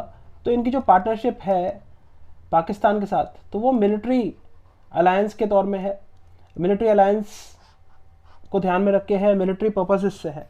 लेकिन जब हम वहीं इंडिया के साथ इसकी पार्टनरशिप की बात करते हैं तो हमें पता है कि फोर्ड फाउंडेशन स्टडी रिपोर्ट आई थी, तो उसका जो इकोनॉमिक वेट है वो, इसकी ग्रोथ स्टोरी की बात होती है, एलपीजी रिफॉर्म्स जो इंडिया के आए तो इन्वेस्टमेंट के लिए, वो सारी चीज़ें हैं। फिर इंडिया की नॉलेज इकॉनमी है, तो हमें पता है कि बीपीओ सेक्टर यहाँ पे काफ़ी बूम आया था, 90s के दौर में शुरुआत हुई थी उसकी। आईटी जो प्रोफेशनल्स हैं वो कितना यूएस के लिए कितने इंपॉर्टेंट हैं। अगर हम देख लें गूगल के हेड है सुंदर पिचाई हो गए, माइक्रोसॉफ्ट और जितने भी ये ऑर्गेनाइजेशंस हैं, इनके जो सीईओज हैं, जो इनके टॉप नॉच ऑफिशियल्स हैं, वो सारे इंडियंस हैं। तो इंडियंस इनके लिए कितने इंपॉर्टेंट हैं, इनकी इकोनॉमी के लिए कितने इंपॉर्टेंट हैं। तो इकोनॉमिक वेट और मिडिल क्लास जो है वो मैंने आपको बताई दी, उनकी जो परचेजिंग पावर है उसके लिए इंपॉर्टेंट है इंडिया, और इंडिया को इग्नोर नहीं किया जा सकता। फिर आइडियोलॉजी की बात है कि इंडिया की जो आइडियोलॉजी है, यूएस का ideological convergence of ideology and interest. तो इंटरेस्ट तो यहाँ पे आ गया और यहाँ पे आ गया आइडियोलॉजी। आइडियोलॉजी डेमोक्रेसी को लेके, वर्ल्ड की लार्जेस्ट डेमोक्रेसी तो इंडिया है और वर्ल्ड की ओल्डेस्ट डेमोक्रेसी यूएसए है, तो ये चीज़ है। और यूएसए ये चाहता है कि जो डेमोक्रेटिक ये प्रिंसिपल्स हैं इनको डिसेमिनेट किया जाए जो बैकवर्ड एरियाज़ हैं वर्ल्ड के वहाँ पे, और जहाँ पे भी इंडिया की इन्फ्लुएंस यूज़ की जा सकती है, इंडिया के सॉफ्ट पावर को यूज़ किया जा सकता है, तो वहाँ पे उसका पूरा प्रयास है कि इंडिया को उस तरह से यूज़ किया जाए। फिर ह्यूमन राइट्स को लेके, जैसे ह्यूमन राइट्स के जो कंसर्न है वहाँ पे दोनों एक साथ खड़े हुए दिखाई देते हैं। ऑल्दो हमें पता है कि यूएस के जो डबल स्टैंडर्ड्स हैं उनका कोई ह्यूमन राइट से लेना देना ऐसा खास नहीं है, उनको जहाँ पे अपना ठीक लगता है वो वहाँ पे ह्यूमन राइट के लिए खड़े हो जाते हैं, और जहाँ उनको अपना हित साधना होता है तो वो ह्यूमन राइट को वायलेट करने से भी पीछे नहीं हटते। और स्ट्रैटेजिक रीज़न अगर हम देखें तो फिर चाइना को सीधी सीधी बात है कि जो किकलाइटर डिप्लोमेसी हमने देखी थी, तो किकलाइटर डिप्लोमेसी के तहत उन्होंने यही एक रिकमेंडेशंस थी कि चाइना के काउंटर वेट के रूप में इंडिया को तैयार किया जाए और as a junior partner India को इंडो पैसिफिक में यूज़ किया जाए। उन्होंने इंडो पैसिफिक भी टर्म दी, साउथ चाइना सी ताकि नाम ना यूज़ किया जाए, इंडियन ओशन और पैसिफिक ओशन का जो सदर्न पार्ट है उसको इंडो पैसिफिक कहा जाएगा। इस तरह से उन्होंने इंडो पैसिफिक एक टर्म करी ताकि चाइना के इन्फ्लुएंस को कम किया जाए उस रीजन में। एटलीस्ट जहाँ तक नाम रखने की बात है वहाँ की बात अगर करी जाए तो मालाबार एक्सरसाइजेज में हमने देखा कि वहाँ पे जापान को भी ले आए हैं, ऑस्ट्रेलिया को भी ले आए हैं, क्वाड उन्होंने किया है। तो क्वाड में वही है कि जापान है, यूएसए है, इंडिया है और ऑस्ट्रेलिया है। चाइना ने कहा भी कि ये एशियन नेटो है, ये साउथ ईस्ट एशिया का नेटो है क्वाड, इस तरह की उन्होंने करी। तो हम देखें कि जो यहाँ पे कॉन्ट्रास्ट है दोनों के साथ कि तो पाकिस्तान को तो सिर्फ वो मिलिट्री पर्पस से यूज़ करता है। अब इकोनॉमी के उसमें तो हम सिर्फ इतना ही देखेंगे कि इंडिया से तो फ़ायदा है यूएस को, लेकिन पाकिस्तान तो लेता है उनसे, उन्हें देता थोड़ी है कुछ। तो इस तरह की बात है। अब इन्फ्रेंस पे आएंगे, यानी कि निष्कर्ष जो हमारा है। तो अब यहाँ पे निष्कर्ष निकालने की बात है कि क्या नीयत है यूएस की और क्या इंडिया को किस तरह से सावधान रहना चाहिए और कैसे उसको अपने रिश्ते अपने आगे बढ़ाने चाहिए यूएसए के साथ। तो ये फाइनल हमारा लैप है इंडिया यूएस के ऊपर, जो हमारा ये लेक्चर स्टार्ट हुआ था उसको लेके। तो देखते हैं अब क्या हमें पॉलिसी रखनी चाहिए अपनी यूएसए को लेके। तो सबसे पहली बात तो हमें ये समझ लेनी चाहिए कि USA is an opportunist nation. एक जैसे गिरगिट होती है उसकी तरह है ये, इसे काम पड़ता है तो ये गधे को भी बाप बना लेगा और काम निकलने पे ये लात मारने में भी देर नहीं लगाता है। इस तरह का इसका हिसाब किताब है यूएसए का। अब यूएसए ने पाकिस्तान को इस्तेमाल करा था। हमने देखा कि 1954 में म्यूचुअल डिफेंस असिस्टेंस एग्रीमेंट बनाई, 1955 में सियाटो और सेंटो, 1979 से 1989 तक इन्होंने जो अफगानिस्तान में जो यूएसएसआर की आर्म्ड इंटरवेंशन थी तो उसको काउंटर करने के लिए पाकिस्तान को वेपन सप्लाई करे। तो ऐसे पाकिस्तान को यूएसएसआर के खिलाफ यूज़ किया, इंडिया के खिलाफ यूज़ किया। फिर उसके बाद चाइना को इन्होंने यूएसएसआर के अगेंस्ट यूज़ करने की पूरी कोशिश करी। जब 1969 में हमें पता है कि एक कन्फ्लिक्ट हुआ था, वॉर हुआ था, एक माइनर वॉर हुआ था यूएसएसआर वर्सेस चाइना। तो फिर 1971 में हमने देखा था कि अक्टूबर में चाइना को यूएनएससी की परमानेंट सीट दे दी गई थी अमेरिका के द्वारा। लेकिन बाद में सीट लेने के बाद 1976 में जो है ये एंटी इंडिया यूएस पाक चाइना जो एक्सेस बना था, इससे चीन बाहर हो गया था। और हमने फिर बाद में देखा कि 78 में चीन और इंडिया के बीच में जो एम्बेसडर लेवल रिलेशंस है उनकी शुरुआत भी हुई थी। 88 में हमने देखा कि राजीव गांधी चाइना भी गए थे। तो ये सारी चीज़ें हैं। तो अब यूएस है वो आज उसकी जो सोच है ना, वो इंडिया को as a junior partner use करना चाहता है इंडो पैसिफिक में, just as a counterweight to China. लेकिन इंडिया जो है उसको सावधान रहना होगा, it should not get sucked into the US China rivalry, क्योंकि आज जो है geopolitics has given way to Jio economics. Today economic considerations decide and define the relations between nations. India should consider the relation with US as just as a tactical partnership. उसको सिर्फ समय के लिए use करें, जब तक चल रहा है ठीक है। जब तक चाइना पावरफुल है तब तक इंडिया इंपॉर्टेंट है यूएस के लिए। अगर चाइना पावरफुल रहना जो उसका है वो बंद हो जाए तो फिर इंडिया ही चाइना की जगह ले लेगा। अगर इंडिया आगे बढ़ेगा तो इंडिया दुश्मन बन जाएगा यूएस का, क्योंकि it will be a challenge to its hegemony, it will be a danger to China USA's super power status. तो USA still has many friction points with India, इसे भी हमें याद रखना होगा। जैसे हम इंटेलेक्चुअल प्रॉपर्टी की बात करें, टैरिफ की बात करें, tariff king Donald Trump went on to say call India as tariff king. और इंटेलेक्चुअल प्रॉपर्टी की बात आती है तो वहाँ पे भी हम देखते हैं कि जैसे हम बात करें कि वो कोई दवाइयाँ हैं तो उसकी पेटेंटिंग होती है, तो उसको एवरग्रीनिंग करने की कोशिश करते हैं पेटेंट का यूएसए, और कंपलसरी लाइसेंसिंग करता है इंडिया। यानी कि उन्हीं पेटेंटेड दवाइयों को इंडिया यहाँ पे अपने यहाँ पे उन्हें सस्ते दामों में बेचता है, उन्हें बनाता है, पेटेंट होने के बावजूद उन्हें बनाता है और उसके बाद उन्हें इंडिया में भी सप्लाई करता है और अफ्रीकन कंट्रीज़ में भी सप्लाई करता है। तो इस तरह का होता है। और अगर हम एग्जाम्पल के तौर पर लें तो केमिकल वेपन्स के अगेंस्ट, जो केमिकल वॉरफेयर के अगेंस्ट जो सूट होता है इंडिया को, वो चाहिए, तो यूएस वो नहीं दे रहा है इंडिया को। फिर न्यूक्लियर डील अगर हम देखें तो न्यूक्लियर डील भी इंडिया की हो गई सील, यूएस के साथ फाइनलाइज हो गई, लेकिन उसका फुल बेनिफिट आज भी इंडिया नहीं उठा पा रहा है अब तक भी, क्योंकि उसमें कुछ हेडवे तो मिला है हमें। लेकिन अभी क्या है कि लायबिलिटी जो क्लॉज है उसको लेके कि अगर कोई एक्सीडेंट हो जाता है तो क्या ऑपरेटर उसका खामियाजा भुगतेगा या फिर इंडिया उसका खामियाजा भुगतेगा। तो ये सारी चीज़ें हैं। तो यही सब इंडिया यूएस रिलेशंस के बारे में है और इसी बेसिस पे हमें समझना चाहिए कि किस तरह हमें आगे बढ़ना होगा, मतलब सावधानी हमें बरतनी होगी। ये हमारे लिए बहुत इंपॉर्टेंट है अगर इंडिया यूएस रिलेशंस की हम बात करें तो। अब आगे हमारा ये जो लेक्चर है ये तो कंक्लूड हो गया है।